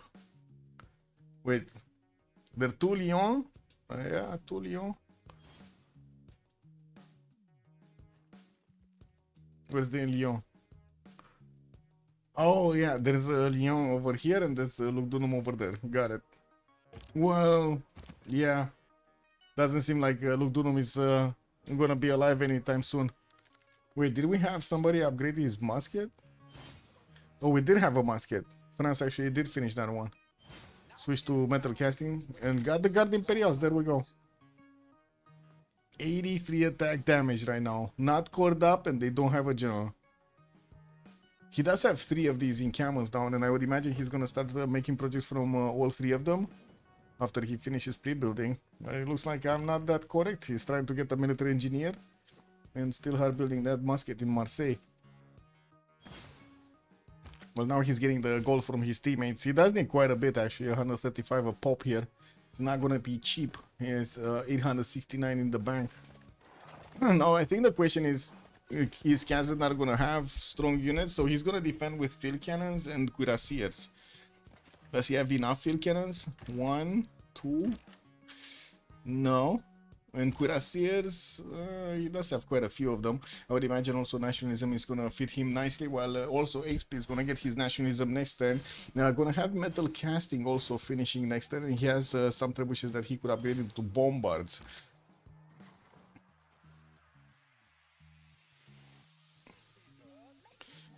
Why no walls? Yeah, they got destroyed, man. And there we go, another takeover of Roman city. Mr. Toast just keeps on doing the damage. I'm a big surprise. Oh, I see. He did actually upgrade. I was surprised that he didn't upgrade caps, but it looks like he did. Just one, though. He only had one in that city center. Still needs to get more, and I do see he has a few pre-builds that are going to start running towards the southwest while he's building up his armory count. We still don't have carrier moving anywhere. And do you see the gold per turn, by the way? There is a massive difference in the gold per turn. There is so much gold on the side of unlucky, and we don't have that much on the big beasts. There's just not that much. Now the question is, are they going to lose their first game here? Because it seems like Team Unlucky are putting off quite a strong game. And we got these pushes going on. This might be dangerous. If Mongolia doesn't get to push through Babylon's territory, what are they gonna do? No? It looks like Space is managing to keep a little bit ahead of Genghis Khan's stats. And it's not like we got Swahili falling down anytime soon. Okay, what's going on here? Cav's not moving. Well, not yet. Road pathway is getting built towards Ravenna. Medieval walls are also getting built over there. I might actually want to climb with one of his trebuchets to attack into the city center, so he blocks the medieval walls from finishing. That's gonna require quite a few more shots from these trebuchets to attack into the city center. Roman Gaul lost their trade city. Oh, this one. Yeah, they did. Did they have any trade routes going through? I didn't see any. I don't think so. Okay, another wave of Keshiks from Mongolia going towards Babylon, the eastern side. While I still don't see Mongolia with enough knights to go on the offensive here, he just keeps on getting Keshiks. And well, I guess he was punishing both nations here, Babylon and Swahili, for having too many units. Okay. Whoa, and I can definitely not attack into the Guard Imperials. Yeah, that's not gonna happen. Unfortunately, no general and no medic is not allowing these Guard Imperials to move quickly. These are only 2 movement speed units. Definitely not as quick as the Knights or the Coursers. Indonesia watching to the north with terrified eyes as the Guard Imperial marches southward. Yes. Into the sunlight. You forgot to mention the sunlight. Yeah.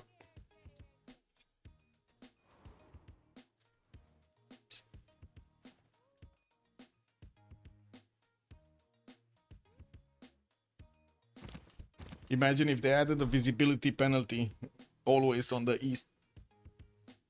Because you have the sun in your face. Kick. Carrier industrialization also in 210s, gonna come up with a bit more production. I do see Guardian of the Nachos did manage to get the most production in the game with 442. Still not the same size level as Kazandar, even though he did get Newton and Ibn Khaldun, and also did manage to build the Colosseum. He got everything. Now he's getting his coal power plants, and I do see he's also getting spied on by his next door neighbor Mongolia. Wait a second, he doesn't have that many units or strong units in Mombata. Where is he? Ballistics next turn, nationalism coming in, and that's Kazandar. Swahili, siege tactics, civil engineering. Uh-oh. Well, Guawal is just trying to be a nuisance here. And Big Beasts have a money issue? Yeah, they do. They have a big money issue. This is gonna hurt Kazandar, actually. Because he needs to hard upgrade so many units. Oh, this is gonna hurt him a lot. Well, at least Carrier does have 350 points, and also Nearby is on 400. But man, look at the Guard Imperials. They don't even need to be cored up, and they go through courses like butter. Not to mention knights. I do see a medic coming up from Amboa's next turn. We still have those encampment training projects finishing here. He got the 3 cities to work on them. And still didn't finish a single one. He's on 6 great general points a turn.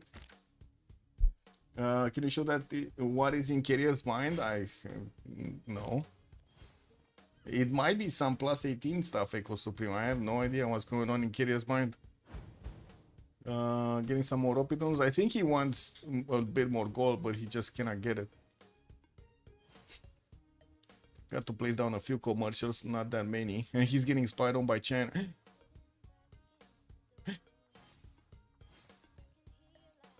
Guys, do you see what I see?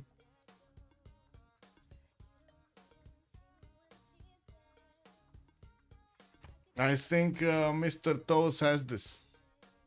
This Cardiff is city because it looks like these cabs are upgrading there. I was wondering where so many pre-builds went. Yeah, it's Mr. Toes city, man. He has Cardiff. He got his little toe into Cardiff. And he's showing the smell of the toe. Man, this is gonna hurt Carrier.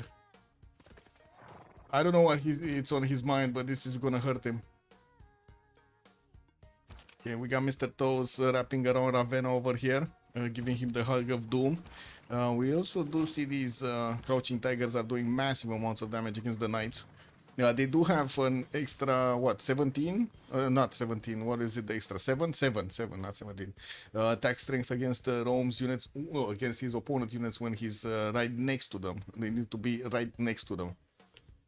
Goal is sleeping? Yeah. He's getting distracted, what do you mean? At least I would like that to happen, right? He's getting distracted, that's good. Okay. In some situations. That goal builder should have visibility. No, it cannot see through the mountain, right? If it would have been on the coal tile, yeah, he would have seen the cab.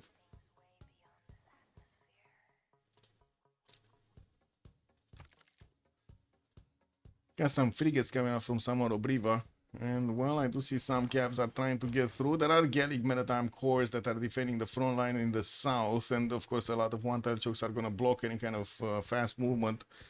Ravenna did not finish the medieval walls. He's still on 75 fortification. Was that a unit that died there? Okay. It still doesn't seem like China has enough units here. He sent a lot of them towards goal. Those is an absolute monster. Yes, he is. Yes, he is. What do we have here? Calf course coming from Swahili. Okay, he's mad. And then we do have cuirassiers from Indonesia. I think this is the big question. Yeah, they don't have enough damage. The cuirassier course should have enough, right? But then Guard Imperial's course come out, and cuirassiers don't have any more damage anymore. Man, there's just no way out of this. And we do need to see also France investing a bit more gold. He definitely needs to get these catapults into bombards and get his medics out. Has another spy and did finish 2 projects for the general here. He's on 305 points. Looks like Mongolia might actually pick up the next one faster than France can. But then China has the opportunity to get one, and we're going to need to see if they're going to start passing around, so XP does get one. This is going to be super important to get the general over his opponent here on Indonesia. And Indonesia did manage to get one encampment of his own, although I don't see him actually making projects, and 305 points is a lot of projects. Those are a lot of projects. Oh, my empire! I'm not supposed to get the cabs like this. Not like this.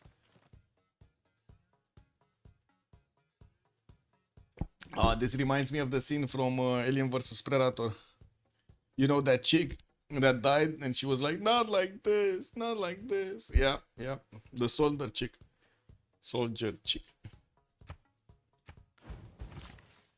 Indo just builds ships everywhere. Yeah.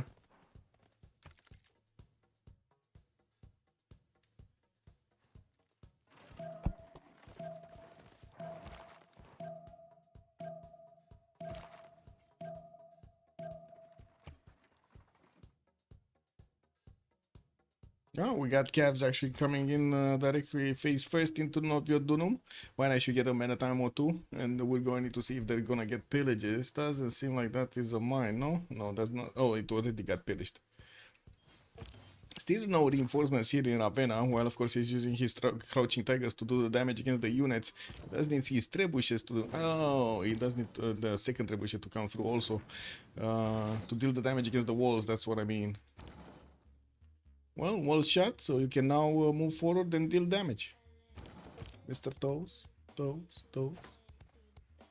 Okay, reinforcements from Babylon going towards Mari. Mogadishu did get liberated here. Looks like Babylon did manage to take that city down. And Mongolia's army got almost all of it pushed on the western side towards Kabul, while they're taking on the Swahili units. And of course, as you can see, Swahili is trying to defend himself with level 2 cord up frigate and also some crossbows. He has the calf cord right in front of his city center. +6 intel also on the side of the Guard Imperials. We got him on 90 strength against the Cuirassiers on the defense. Cuirassier cores on the defense of 92. Still no ranged units to actually shoot. It's gonna take a bit of time for the bombers to move forward. And yeah, they can do the initial damage against the Cuirassiers, but they're definitely not gonna take them down anytime soon. Some more caps coming around, and I do see another spy from Nantes. While we got only 2 more turns until the switch of the era, looks like XP is gonna go dark, Mr. Toad's gonna go dark, Guardian of the Nachos, he did acquire the Golden Age points, Space is going dark, Wowell going dark, Carrier going dark, everybody else is going dark except Guardian of the Nachos. Kilvak is finally getting built, he did finish his Forbidden City, right? I would imagine so, I don't know where it is. But I do remember Swahili building it, wasn't he building it or was it Indonesia? No, I'm pretty sure it was Swahili. Anyway, I don't see it. I see Oracle, Kilva, Colosseum. I don't see that big guy. I don't see it here. Who's the other simmer that might have gotten Forbidden City? Oh, Gol, right? Yeah, he got Forbidden City, and that's a victory right there. Though its face may change Boom! throughout Not the even ages, second Congress, and they said no more. We got History is bullied. written from Man, the they hand didn't of the give Kazandar the free sim. He was in between 3 opponents over there. Pow, pow, pow. It didn't work, and then we did have Mr. Toes just wiggling his toes everywhere. By your He got the actions this toes in day, the eyes of his opponents. Both of them. you ensure Beautiful. our peace. He could have gone 3. He could have gone also towards Indonesia. Oh man, that's what happens when you leave the toes unattended. Let me see, is there a post-game chat here?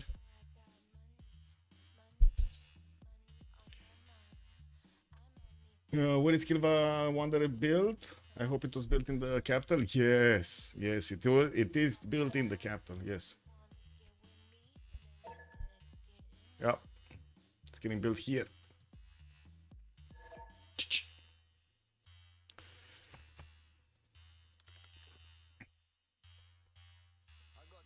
Let's see if they're gonna come for some post game. Let's give them a minute.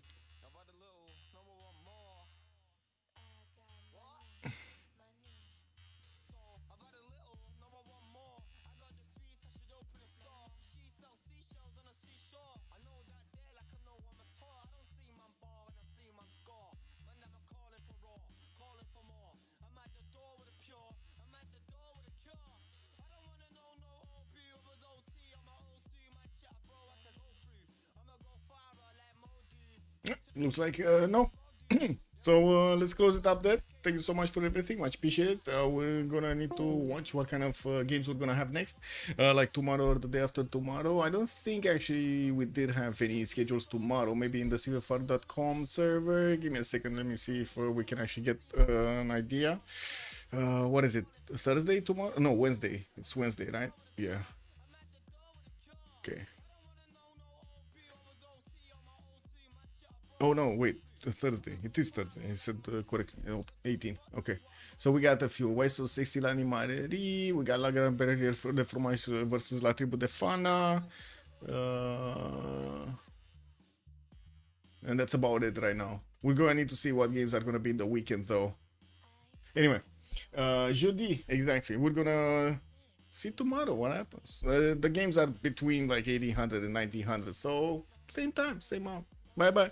Have a good evening, everybody. Thank you so much for the subs, much appreciated for the prides, and thank you so much for the support of the stream. Let's see each other in the next one, and in the meantime, have some fun with some Civ6 content. Bye bye.